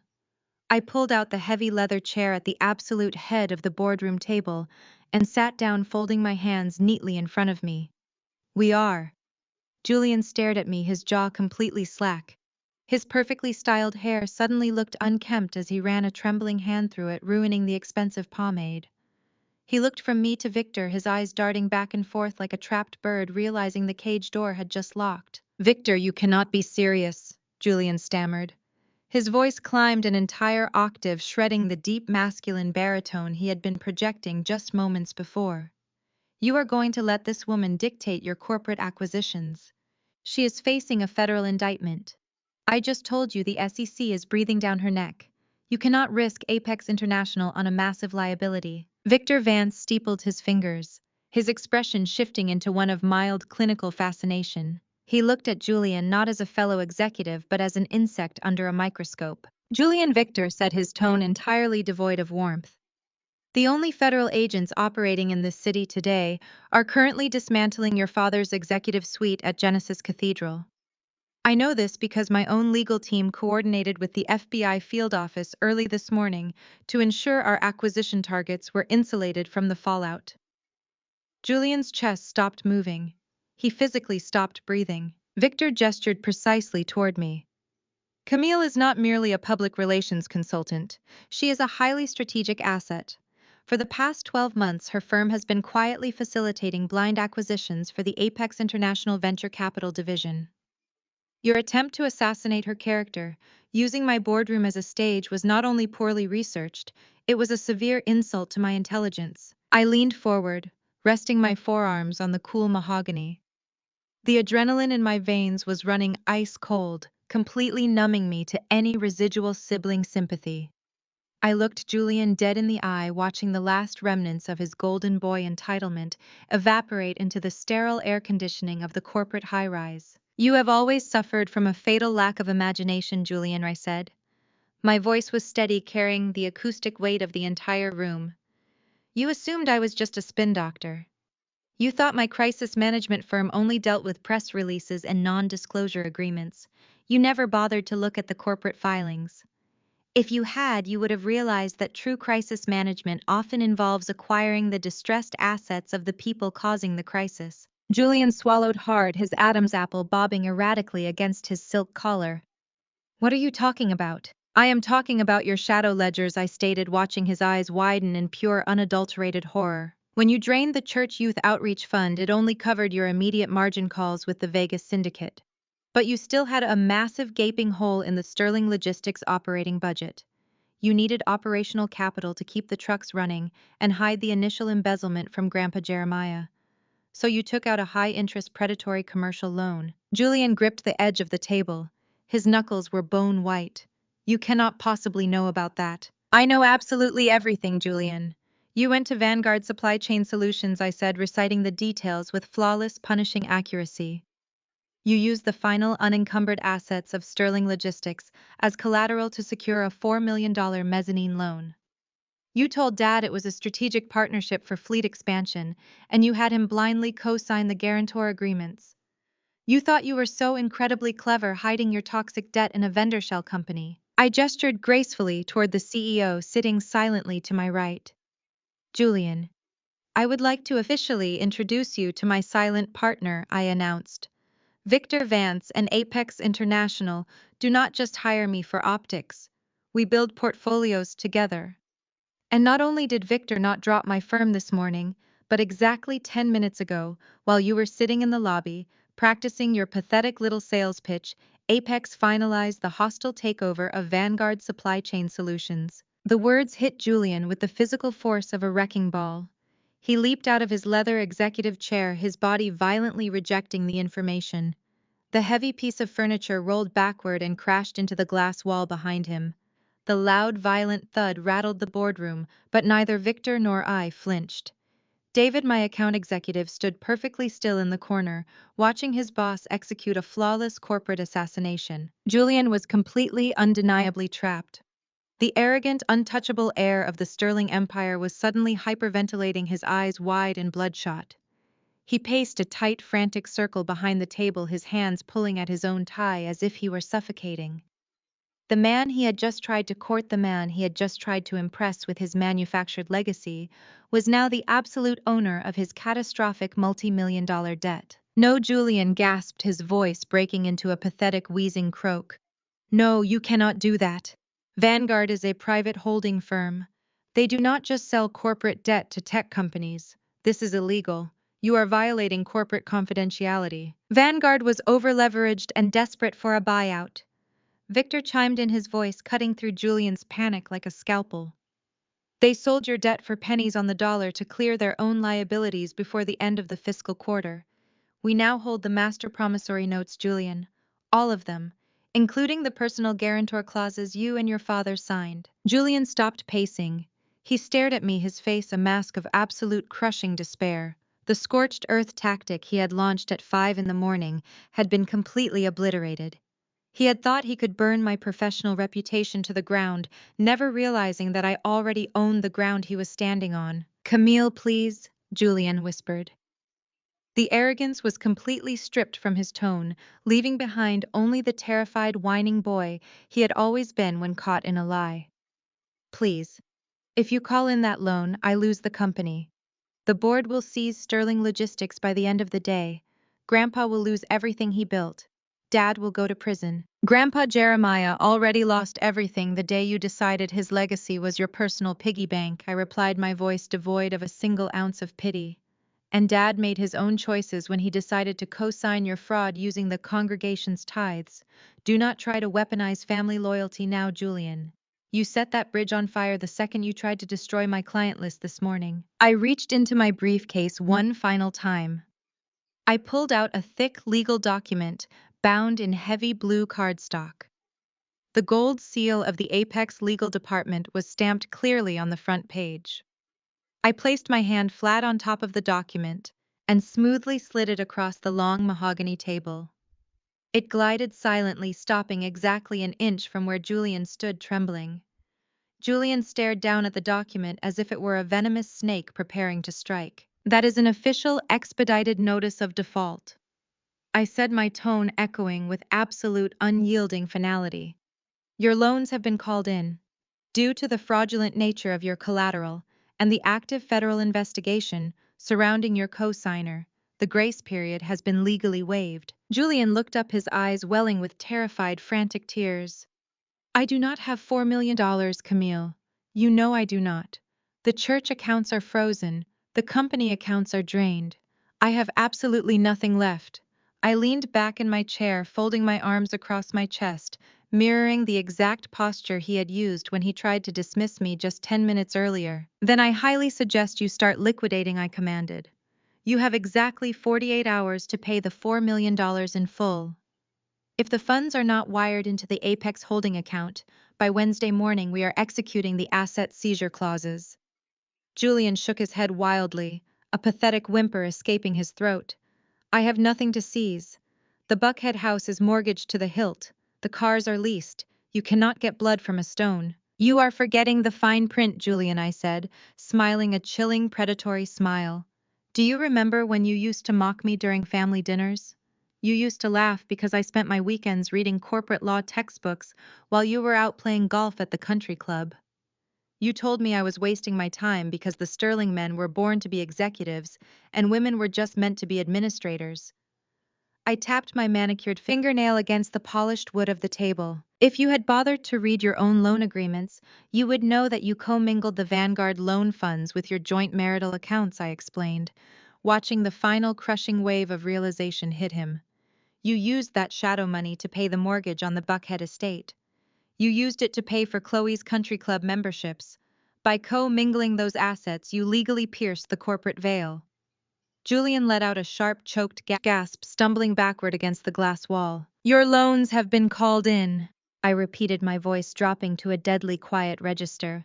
"You have 48 hours to pay in full, or we are seizing your house, your cars, and legally freezing Chloe's trust fund." The 48-hour deadline expired in absolute silence. The holding account at Apex International remained entirely empty. Julian did not wire the $4 million. He did not surrender the keys to his mortgaged Buckhead estate, nor did he hand over the titles to his fleet of leased luxury vehicles. Instead of capitulating to the financial guillotine I had positioned directly over his neck, my family chose the only survival tactic they had ever truly understood: absolute unapologetic delusion. The FBI had raided the Sterling Logistics corporate offices exactly as I promised they would. Agents in windbreakers had carried out dozens of cardboard boxes filled with falsified ledgers and hard drives. The news of the raid was already beginning to seep into the local business journals, generating a toxic cloud of whispers that threatened to suffocate the family name. The board members at Genesis Cathedral had quietly stripped Elias of his pastoral authority, locking him out of the executive suites, while the independent auditors combed through the wreckage of the Youth Outreach Fund. Any rational human being facing a federal wire fraud indictment and a $4 million corporate debt, would have immediately contacted a defense attorney and filed for bankruptcy. But Vivian and Elias Sterling were not rational. They were cornered narcissists obsessed with their public image.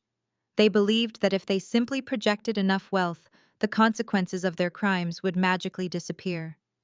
Driven to a state of absolute desperation, my parents decided to throw a party. It was billed as a lavish celebration of their 40th wedding anniversary, hosted at the Oakwood Country Club, the most exclusive, heavily guarded enclave for Atlanta's black elite. It was a spectacular display of financial hemorrhage. Vivian had somehow managed to leverage the last of her personal credit lines to secure the grand ballroom, hiring a 50-piece orchestra, importing tens of thousands of dollars in rare floral arrangements, and commissioning a 5-tier cake covered in edible gold leaf. She had invited 300 of the city's most influential figures.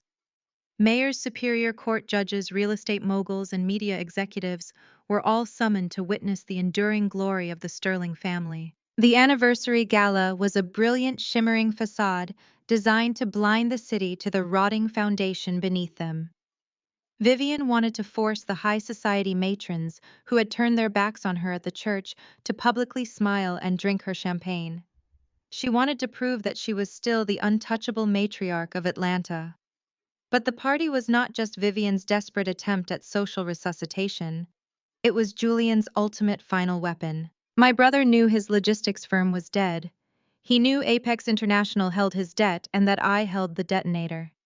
So he devised a strategy built entirely on emotional blackmail and public manipulation. Julian had spent the last 48 hours quietly seeding a false narrative among the invited guests. He had heavily implied to the city's top business reporters that the anniversary gala would double as a historic corporate announcement. I was telling everyone that tonight was a passing of the torch. Julian planned to use the glittering public stage to announce a massive family merger. He intended to stand in front of 300 elite members of society, raise a glass of champagne, and falsely declare that Grandpa Jeremiah was officially merging his legendary real estate empire with Sterling Logistics, placing Julian at the helm of the newly combined dynasty. It was a trap of spectacular audacity. Julian knew that Grandpa Jeremiah absolutely despised public scandals. The old man had spent 60 years keeping his name spotless, avoiding tabloid gossip and messy public disputes at all costs. Julian was banking his entire future on that single character trait. He believed that if he made the announcement in front of the most powerful people in Georgia, Jeremiah would be too embarrassed to contradict him. He assumed the patriarch would simply smile, nod, and play along to protect the family dignity, effectively forcing Jeremiah to absorb Julian's $4 million debt and rescue him from federal prison. It was a strategy that relied on everyone playing their assigned roles.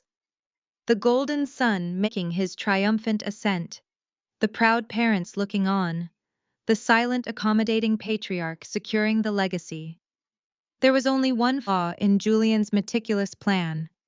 He had severely underestimated exactly how much information I possessed, and he had completely misjudged the wrath of the man he was trying to manipulate. I was not sitting at home watching my family orchestrate their fraudulent survival.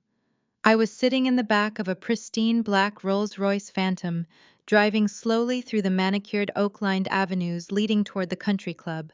And I was not alone. Grandpa Jeremiah sat beside me on the plush leather seat. He was dressed in a flawless midnight blue tuxedo, his silver hair perfectly brushed, his posture radiating a terrifying absolute calm. His ancient weathered hands rested on the silver handle of his walking cane. I had spent the previous evening at his estate, laying out every single piece of evidence I had gathered. I showed him the forged conservatorship documents Elias had drafted to steal his real estate holdings. I showed him the offshore wire transfers Julian had used to drain the church accounts. I detailed the predatory loan Julian had taken out, and I explained exactly how I had acquired that debt to trap him. I had expected Jeremiah to express sorrow or disbelief. Instead, he had simply examined the documents with the cold, calculating eyes of a man who had built an empire from dirt. The betrayal of his son and grandson had not broken him. It had ignited a quiet, lethal fury. When I told him about the anniversary gala, and Julian's plan to ambush him on stage, Jeremiah had simply instructed his tailor to prepare his evening wear. "Are you ready for this, Grandpa?" I asked softly, watching the glow of the country club approach in the distance. Jeremiah did not turn his head. He kept his eyes locked firmly on the road ahead. "I spent my entire life building a name that meant integrity. Camille." He rumbled, his voice low and vibrating with a heavy, unyielding power. "I will not allow your father and your brother to use that name to shield themselves from their own cowardice. Tonight we do not protect the illusion. Tonight we dismantle it." The Rolls-Royce glided smoothly past the heavily guarded wrought iron gates of the Oakwood Country Club. The sprawling neoclassical clubhouse was brilliantly illuminated against the night sky. The sweeping circular driveway was a parade of luxury vehicles, attended by a dozen valets, rushing to open doors for women in designer gowns and men in tailored suits. The faint, elegant strains of classical music drifted through the warm evening air, mingling with the sound of clinking crystal and polite high society laughter. As my driver pulled the car up to the grand columned entrance, the reality of the situation became starkly clear. My family was inside, completely unaware that the executioner had just arrived. My driver shifted the car into park and immediately stepped out to open my door. I slid out of the back seat, smoothing the fabric of my emerald green evening gown, feeling the crisp, cool air against my skin.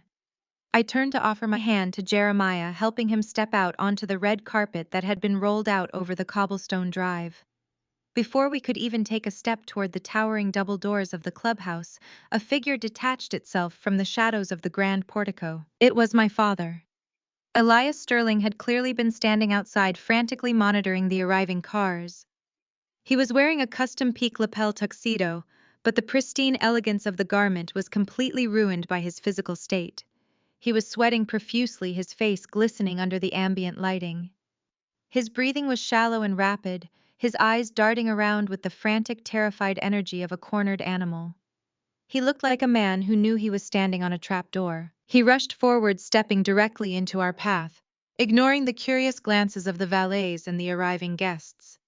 He did not look at Jeremiah. He locked his desperate, bloodshot eyes entirely on me. "Camille!" Elias hissed, his voice trembling with a raw, pathetic panic. He raised both hands, a frantic gesture begging us to stop. "You cannot go in there." I stood my ground, my expression completely impassive, watching the former spiritual titan of Atlanta reduce himself to a begging coward. Elias took a step closer, his voice dropping to a frantic, breathless whisper. "Please, half the city is in that ballroom. The mayor is sitting at our table. Don't do this, Camille. I know what Julian did, but we can fix it quietly. We can handle it internally. If you walk in there and cause a scene, the shame will kill your mother. Protect the family name." I looked at my father with ice in my veins. "You did not care about the family name when you let Julian drag it through the mud," I said, my voice completely devoid of the deference he had demanded from me for 30 years. "You only care about the optics. You only care about protecting the illusion you built, because you are too weak to face the reality of what your son has become." Elias opened his mouth, a desperate plea forming on his lips, but he never got the chance to speak. Grandpa Jeremiah lifted his silver-tipped walking cane and brought it down hard against the cobblestone. The sharp cracking sound made my father physically flinch. "Step aside," Elias Jeremiah commanded. The absolute authority in the old man's voice completely dismantled whatever remaining pastoral bravado my father possessed. "You have disgraced this family enough for one lifetime. Do not add public cowardice to your list of sins." My father shrank back, his broad shoulders curling inward as he yielded the path. I linked my arm firmly through Jeremiah's, and together we walked past Elias without a second glance. We stepped through the towering oak doors of the Oakwood Country Club and entered a world built entirely on manufactured perfection. The grand ballroom was a glittering sensory overload of obscene wealth. Vivian had transformed the cavernous space into a floral wonderland. Thousands of white orchids and imported hydrangeas cascaded from the vaulted ceilings and spilled over the edges of the grand tables. A 50-piece orchestra played softly on a raised dais, providing a sophisticated soundtrack to the clinking of crystal champagne flutes. 300 of Atlanta's most powerful figures were scattered across the room. I saw city council members, superior court judges, and television executives, all dressed in their finest evening wear, laughing and exchanging pleasantries. My mother was in her element, floating through the crowd in a shimmering gold gown that must have cost a small fortune. Vivian was laughing brightly, touching arms and kissing cheeks, orchestrating the room with the practiced grace of a seasoned politician. Watching her, you would never suspect that she had humiliated herself on a church floor just 24 hours ago. You would never know that she was staring down total financial ruin. She was entirely committed to the performance banking, her very survival on the belief that if she acted like royalty, the city would continue to bow. Then my eyes locked onto Chloe. My sister-in-law was standing near the center of the room, surrounded by a circle of wealthy socialites. She was wearing a sleek black velvet gown, but it was the jewelry that made my blood run cold. Resting against her collarbone was a massive, brilliant cut diamond necklace. It was a spectacular piece of custom jewelry, the stones catching the chandelier light and scattering it in blinding flashes. I knew exactly how much a necklace like that cost. I also knew exactly where the money had come from. Chloe had stood in the Genesis Cathedral parking garage yesterday and screamed about Julian lying to her regarding his debts. She knew the funds were stolen. She knew the money had been siphoned directly from an outreach program meant for vulnerable teenagers. Yet here she was parading the spoils of my brother's wire fraud in front of the entire city. Her sheer, unadulterated hubris was sickening. She was smiling, sipping champagne, and accepting compliments on the diamonds bought with stolen tithes. I felt Jeremiah's arm tense slightly beneath my grip. He had spotted the necklace too. The patriarch of the Sterling family had built his empire by working 70-hour weeks, purchasing rundown properties in red-line districts, and slowly building a legitimate fortune through decades of grueling labor. Seeing his grandson's wife wearing stolen diamonds at a party funded by fraudulent credit was the ultimate desecration of everything he had worked for. We moved quietly toward the back of the ballroom, remaining in the shadows near the terrace doors. The guests were too absorbed in the lavish spectacle to notice the arrival of the family patriarch. We waited. We did not have to wait long. The orchestra abruptly stopped playing. The sudden silence rippled through the massive room, drawing the attention of the 300 guests toward the front stage. The sharp, distinct sound of a silver spoon tapping against a crystal champagne flute cut through the quiet. Julian stood at the center of the stage, bathed in a warm, golden spotlight.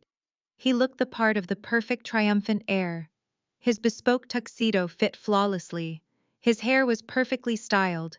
He wore a bright, charismatic smile that reached from ear to ear. But from my vantage point at the back of the room, I could see the truth. I could see the slight tremor in the hand holding the glass. I could see the pale, clammy sheen of sweat on his forehead. Julian was terrified. He was a cornered rat playing his final desperate card. He looked out over the crowd, his eyes scanning the sea of faces, searching for the validation he needed to pull off this massive lie. He knew Victor Vance had called in his $4 million loan. He knew he had less than 48 hours before his house and cars were seized. He knew the FBI was currently tearing through his corporate office. This speech was his last chance to force Grandpa Jeremiah into a public corner, using the weight of the city's elite to extract a financial bailout. "Thank you all for coming tonight," Julian began, his voice projecting smoothly over the sound system. "We are gathered here to celebrate 40 incredible years of marriage between my parents, Elias and Vivian Sterling. They have been the pillars of our community, the spiritual leaders of our city, and the guiding lights of our family." A polite round of applause rippled through the ballroom. Vivian beamed from the front row, pressing a hand to her heart in a display of manufactured humility. "But tonight is about more than just looking back at a beautiful past," Julian continued, stepping out from behind the microphone stand to engage directly with the audience. "Tonight is about looking forward to a magnificent future. As many of you know, the Sterling family has always been committed to growth, to building a legacy that will stand the test of time. My grandfather, Jeremiah Sterling, laid the foundation for that legacy decades ago." Julian paused, flashing his signature arrogant smile. He raised his champagne glass slightly, preparing to drop the lie that would secure his survival. Tonight we do not just celebrate 40 years of marriage, Julian announced, his voice rising in volume, demanding the room's total attention. We celebrate the passing of the torch. It is my great honor to share with all of you that my grandfather and I have officially merged our assets. Sterling Logistics and the Sterling Real Estate Empire are now one unified corporate entity, and I am incredibly humbled to announce that I will be taking over as the Chief Executive Officer of the new Sterling Holdings. A collective gasp of surprise and excitement swept through the crowd. This was exactly the kind of massive business news the elite loved to gossip about. Julian's smile widened. He thought he had won. He thought he had successfully trapped the old man. He was wrong. The heavy rhythmic thud of a silver-tipped walking cane striking the hardwood floor echoed from the back of the ballroom. The sound was sharp, deliberate, and entirely commanding. The crowd turned toward the noise. As they saw Grandpa Jeremiah stepping out of the shadows, the sea of wealthy guests naturally instinctively parted. They created a wide, clear path leading directly from the back of the room to the front stage. Jeremiah did not rush. He walked with the slow, terrifying purpose of an executioner ascending the scaffold. I walked one step behind him, watching my brother's triumphant smile freeze and shatter into a million irreparable pieces. Julian's hand began to shake so violently that the champagne spilled over the rim of his crystal flute, dripping onto the stage floor. He stared at his grandfather in sheer, unadulterated horror. He had expected Jeremiah to stay seated at his assigned VIP table. He had expected the old man to smile and nod to avoid a public scene. Jeremiah reached the edge of the stage. He did not wait for an invitation. He ascended the 3 carpeted steps, his eyes locked entirely on his terrified grandson. Julian instinctively backed away, retreating until his shoulders hit the heavy velvet curtain behind the stage. Jeremiah stepped up to the center of the stage. He did not look at the crowd. He did not acknowledge the 300 powerful people staring up at him in stunned silence. He simply reached out and took the microphone right out of Julian's trembling hand. Jeremiah did not yank the microphone. He simply extended his large, weathered hand and took it easily, overpowering Julian's paralyzed, trembling grip. The sheer terrifying gravity of my grandfather commanded the grand ballroom before he even parted his lips. 300 of Atlanta's most powerful and influential citizens sat completely frozen in their gilded chairs. Waiters stood perfectly still along the perimeter, silver serving trays hovering in mid-air. The 50-piece orchestra behind the stage seemed to hold its collective breath. Jeremiah turned to face the sea of expectant faces. He did not look angry. He did not look humiliated. He looked like a towering ancient titan who had just discovered a rotting termite infestation in the foundation of his greatest monument and was now preparing to calmly, methodically fumigate the entire property. He tapped the steel mesh of the microphone once with his index finger.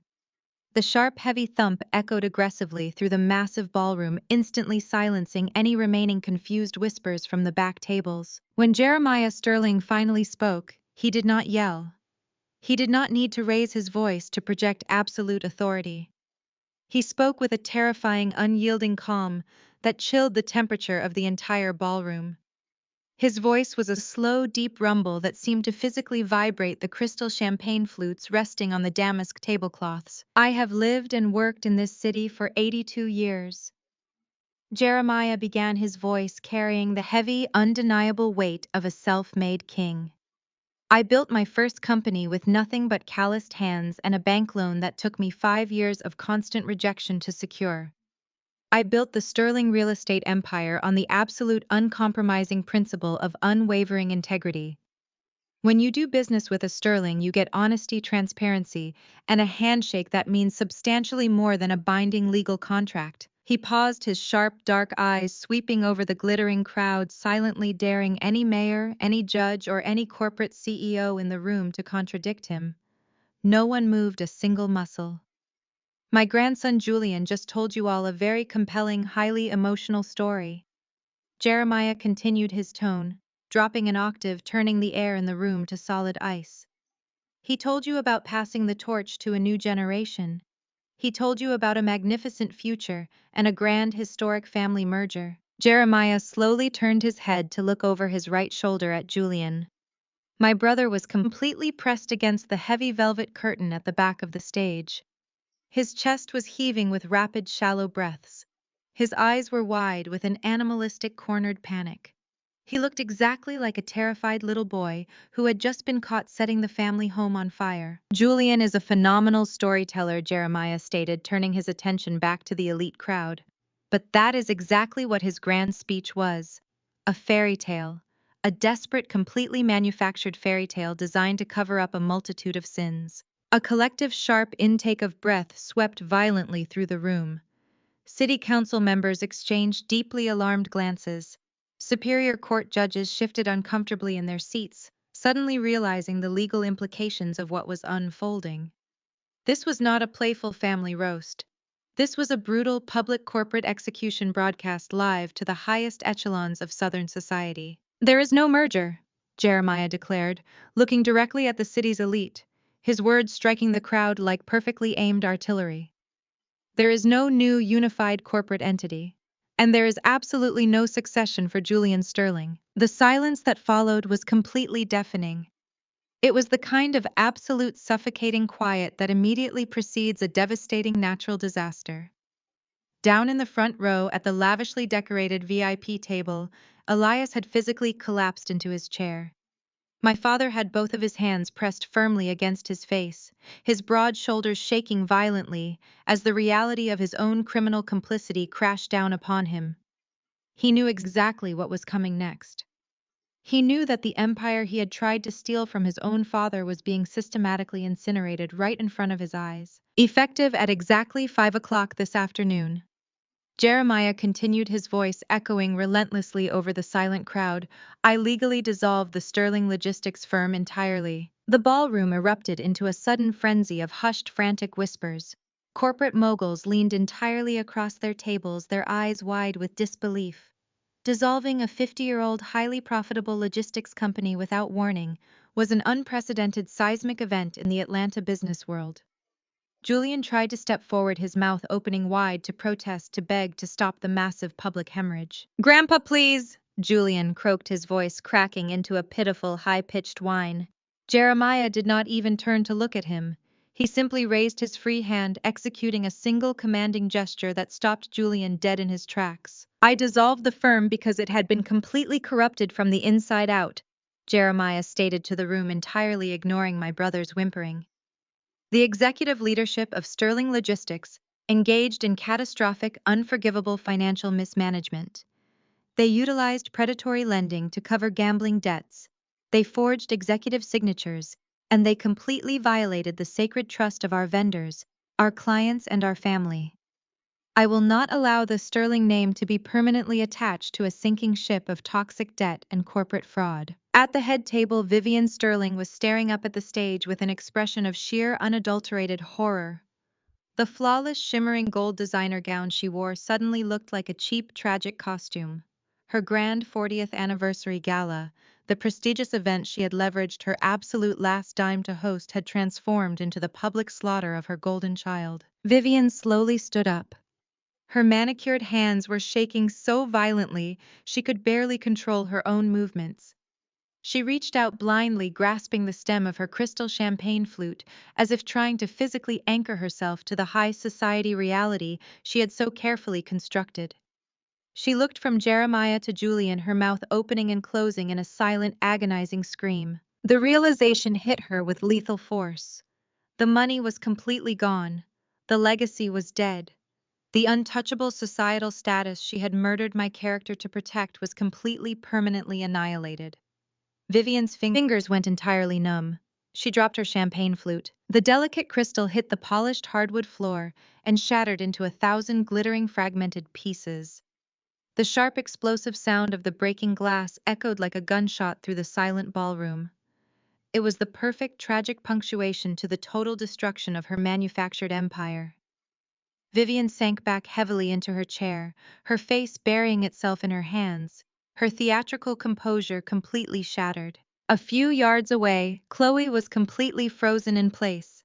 My sister-in-law was standing near the edge of the polished dance floor, her hand clutching the massive diamond necklace resting heavily against her collarbone. The diamonds that had sparkled with such arrogant, aggressive brilliance just moments ago suddenly looked heavy and suffocating. Chloe's eyes darted frantically around the room, watching the wealthy socialites who had just been complimenting her, now staring at her with unabashed pity and revulsion. She was wearing the direct evidence of her husband's fraud. She was draped in stolen charity money, and now the entire city knew it. Jeremiah did not flinch at the sound of the shattering crystal. He did not look down at Vivian.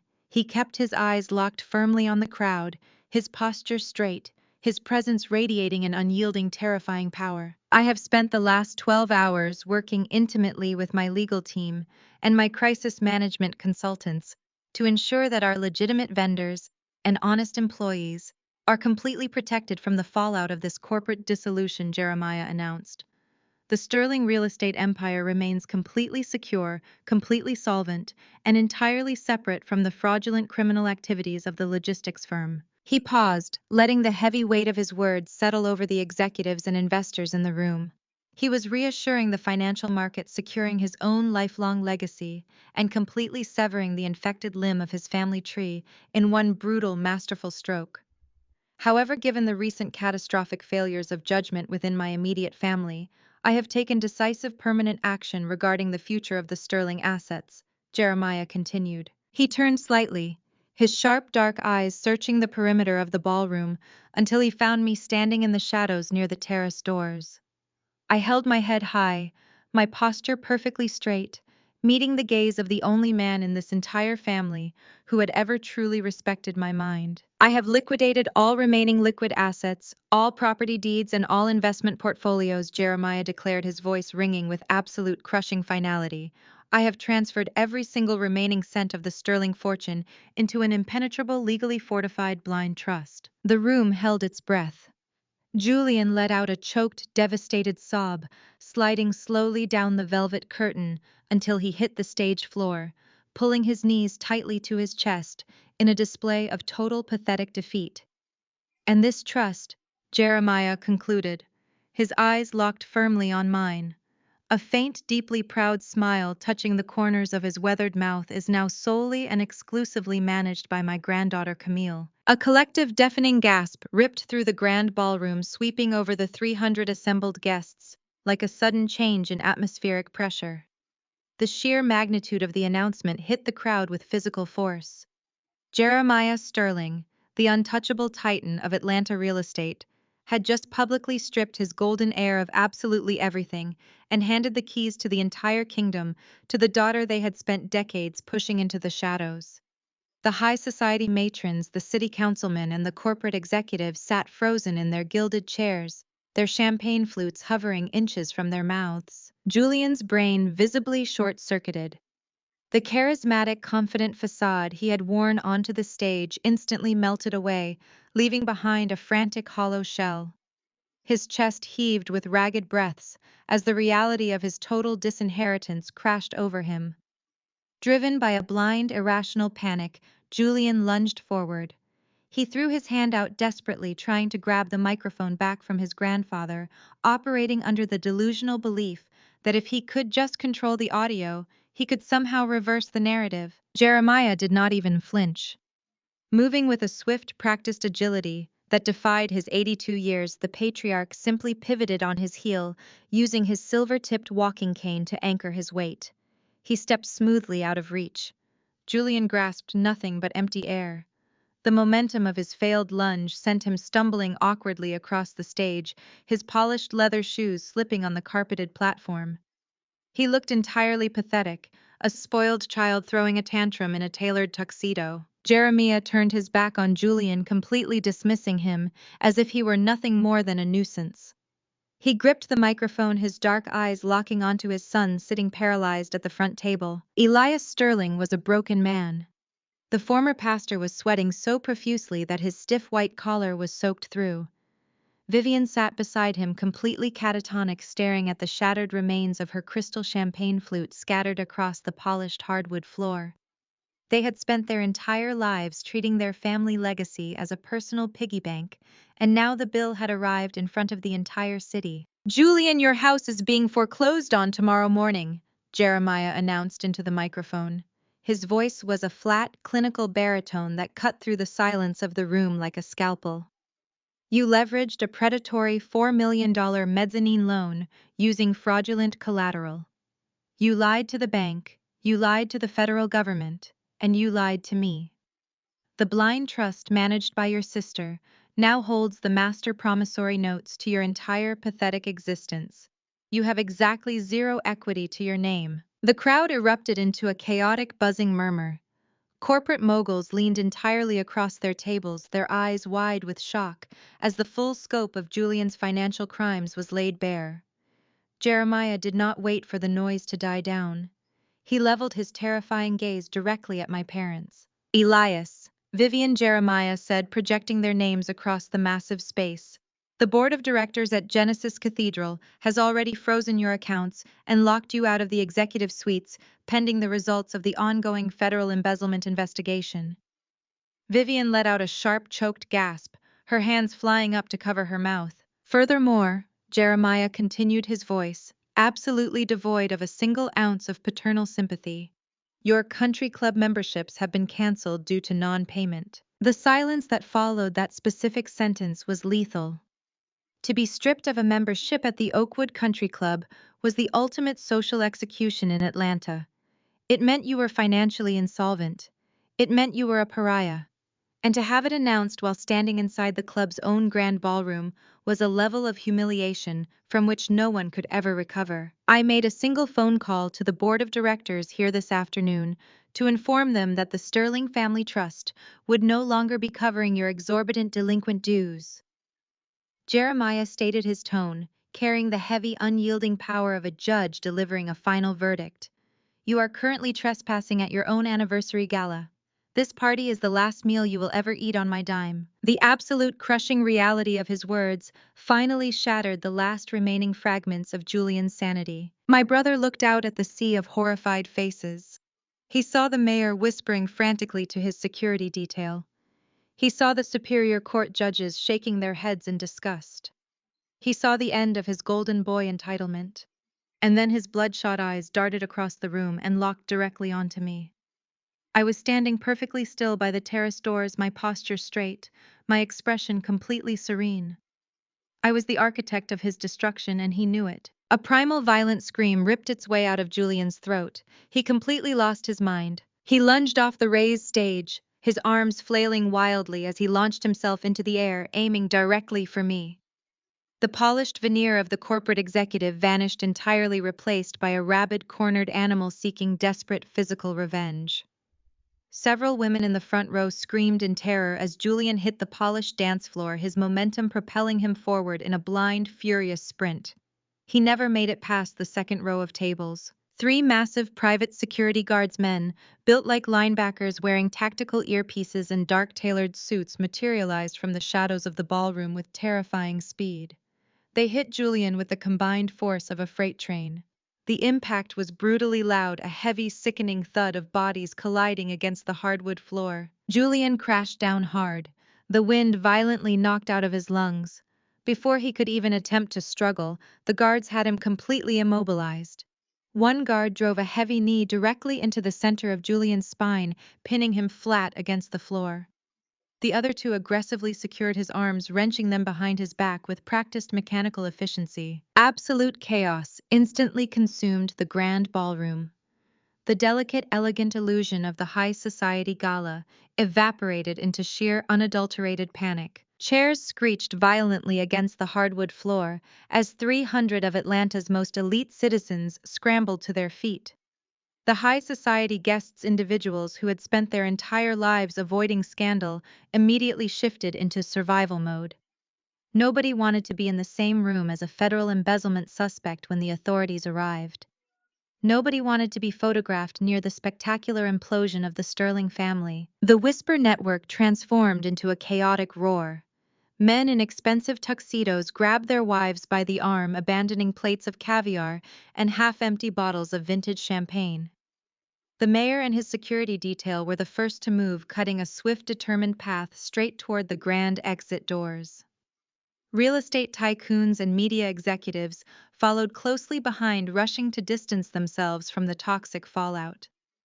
The mass exodus was swift, brutal, and entirely merciless. In the center of the swirling chaos, standing just a few feet away from where Julian was pinned face down on the floor, Chloe remained completely paralyzed. My sister-in-law was staring down at her husband with an expression of pure, unadulterated horror.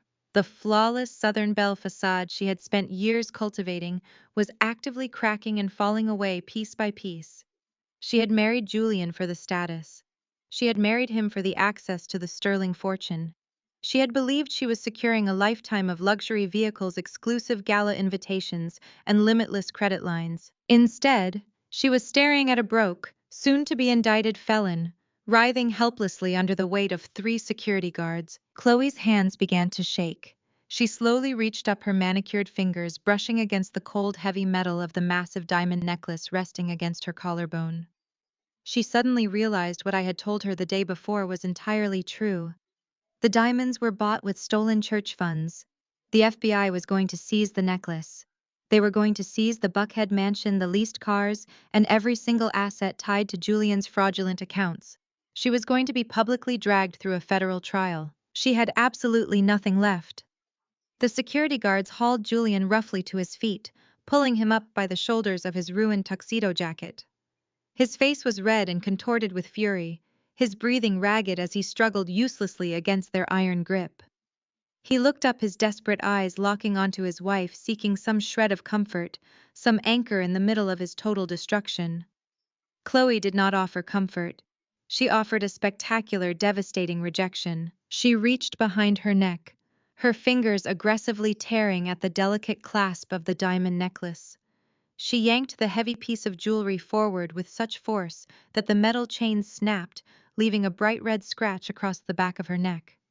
She marched directly up to Julian, her eyes blazing with a toxic mixture of absolute betrayal and profound disgust. Chloe pulled her arm back and threw the heavy diamond necklace as hard as she physically could directly at Julian's chest. The brilliant cut stones struck his tuxedo shirt with a heavy, insulting thud before clattering uselessly onto the polished floor. "You told me we were untouchable," Chloe screamed. Her voice was shrill, completely devoid of its usual practiced elegance, cutting sharply through the ambient noise of the fleeing crowd. "You are pathetic." She did not wait for his response. She did not offer a second glance at the man she had sworn to build an empire with. Chloe simply turned on her designer heel and sprinted toward the grand exit doors, pushing her way through the chaotic crowd of departing guests. She ran out of the ballroom and out of his life, leaving Julian standing completely alone, pinned between security guards, surrounded by shattered glass and abandoned diamonds, a ruined king ruling over a completely empty room. Vivian Sterling hit the bottom of her meticulously crafted social hierarchy with a heavy, ungraceful thud. As Chloe sprinted out of the grand doors and the elite members of Atlanta society shoved each other out of the way to reach the valet stand, my mother physically gave out. She collapsed backward into one of the gilded ballroom chairs, her spine hitting the ornate wood with a sharp crack. Her flawless posture, drilled into her through decades of country club etiquette, completely dissolved. She slumped forward, gripping the edges of the table so hard her knuckles turned a sickly shade of white. There were no delicate, tragic tears for the matriarch of the Sterling family. Vivian was hyperventilating. She was drawing in rapid, shallow gasps of air that sounded like a suffocating engine. Real, ugly, unfiltered panic washed over her face, streaking her expensive mascara and ruining the flawless foundation she had spent hours applying. She watched her entire existence evaporate in real time. The high society matrons she had invited to witness her triumph were actively avoiding her gaze, holding the hems of their designer gowns off the floor as they practically ran toward the exits. No one stopped to offer her a tissue. No one leaned down to offer a comforting word. They looked at her as if she were carrying a highly contagious disease. In the brutal, unforgiving world of Atlanta's upper-crust poverty, and federal indictments were the only truly fatal illnesses, and Vivian had just been diagnosed with a terminal case. She stared at the shattered crystal champagne flute near her feet, the glittering shards reflecting the harsh, unforgiving light of her new reality. Her husband was locked out of his church. Her son was pinned to the floor by private security. Her bank accounts were frozen. The Buckhead estate, the centerpiece of her identity, would be seized by the bank at dawn. She was no longer Vivian Sterling, the untouchable socialite. She was the mother of a fraudster, the wife of an embezzler, and a woman who had just been publicly stripped of her country club membership. She buried her face in her trembling hands, letting out a raw, guttural wail that was entirely swallowed by the chaotic noise of the fleeing crowd. A few feet away, Elias stood completely paralyzed. My father was a statue carved from pure, unadulterated shock. He did not move to comfort his hyperventilating wife. He did not step forward to order the security guards off his son. He simply stood there, his arms hanging uselessly at his sides, his eyes wide and vacant. The man who had spent his entire life commanding megachurch congregations and directing the moral compass of thousands was utterly speechless. Elias was being forced to swallow the bitter, jagged pill of his own creation. He had spent his entire life enabling Julian. He had looked past the gambling. He had covered up the early margins of error. He had blindly co-signed the predatory loans, believing with every fiber of his being that his golden son, the male heir to the Sterling name, would somehow magically figure it out. He had believed that men like Julian were destined to rule, while women like me were destined to serve. His blind, arrogant faith in patriarchal succession had completely blinded him to the rot spreading through his own house. And now he was looking at the direct result of his parenting. Julian was thrashing on the polished hardwood floor, his cheek pressed firmly against the wood, his expensive tuxedo jacket torn at the shoulder seam. The golden boy was spitting curses, his face red and swollen, looking absolutely pathetic under the knee of a security guard who outweighed him by 100 pounds. Elias slowly dragged his gaze away from his disgraced son on the floor and looked up at the stage. He looked past Jeremiah, his eyes tracking through the dissipating crowd until they locked directly onto me. I stood near the terrace doors, my emerald green gown catching the ambient light, my expression completely serene. I was not gloating. I did not need to. The total catastrophic destruction of his legacy was doing all the talking for me. I held his gaze, watching the realization dawn in his bloodshot eyes. He realized that the daughter he had dismissed as a mere public relations consultant was the one holding the master key to his entire empire. Elias took a hesitant, shuffling step forward. His mouth opened, his lips trembling as he desperately searched for the right words to command me, to shame me, to force me back into my designated subservient role. But the authority was completely gone. He was hollowed out.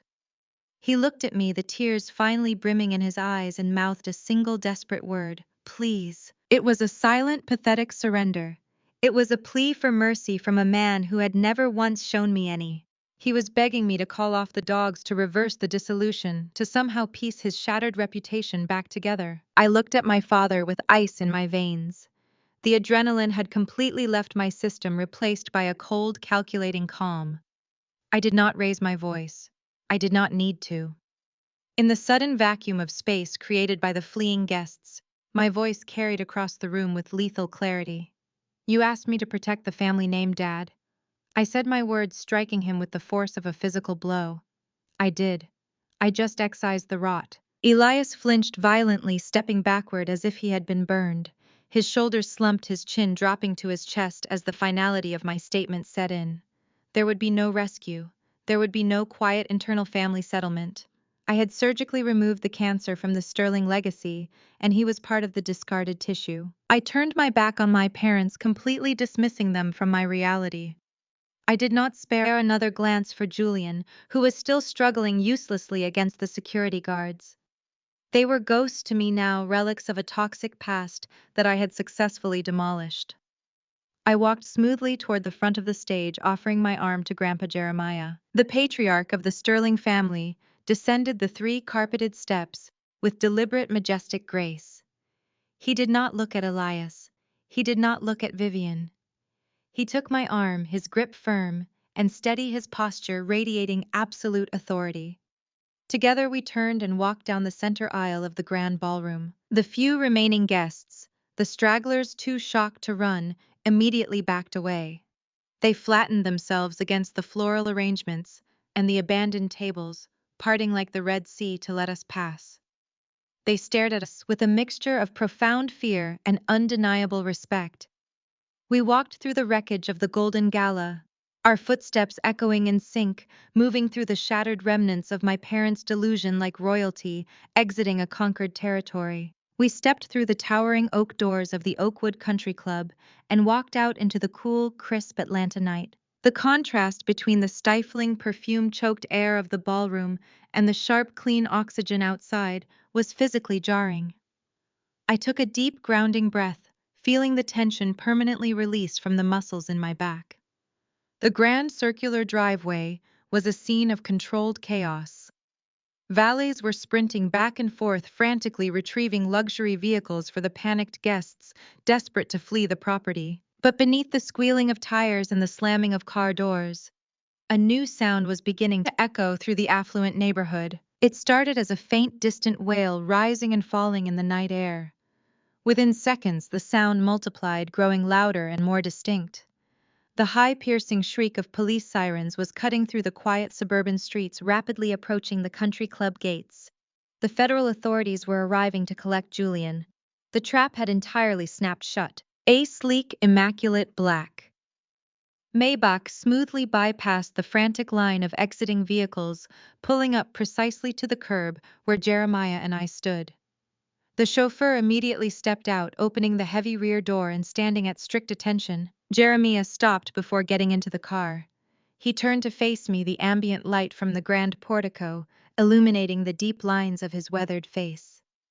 For the first time in my entire life, I saw something in his sharp, dark eyes that had never been directed at me before. It was not just respect. It was profound, unadulterated pride.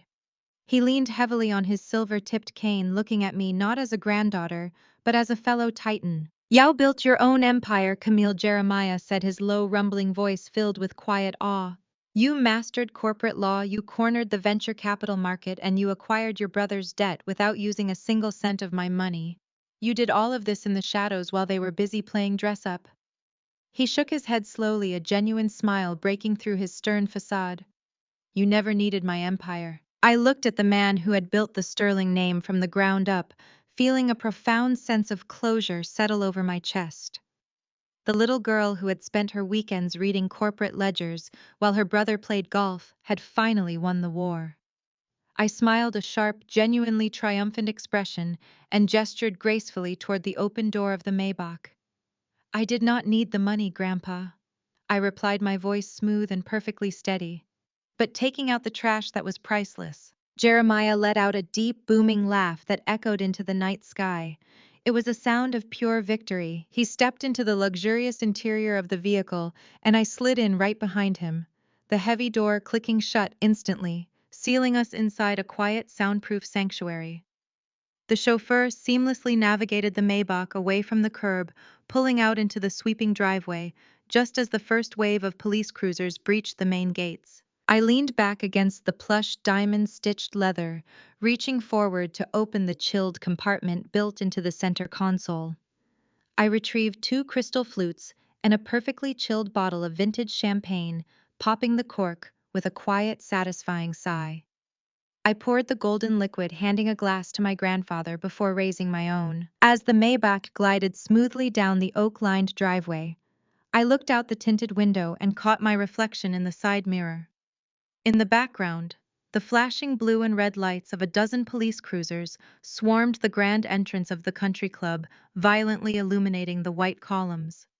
Officers were sprinting out of their vehicles, heading straight into the building to drag my brother out in handcuffs. I took a slow, deliberate sip of my champagne, savoring the crisp, expensive taste, and watched the burning ruins of my family's toxic legacy disappear entirely into the darkness behind me. True power does not come from inherited wealth or family approval. It comes from building your own independence and refusing to let toxic people dictate your worth. When those who should protect you choose to tear you down, instead, the most devastating revenge is simply walking away and thriving completely on your own terms. You must learn to become the sole architect of your own success, proving that your value is never tied to their validation. Please share your story below about escaping a toxic environment to build your own empire, and always remember to subscribe for more daily content.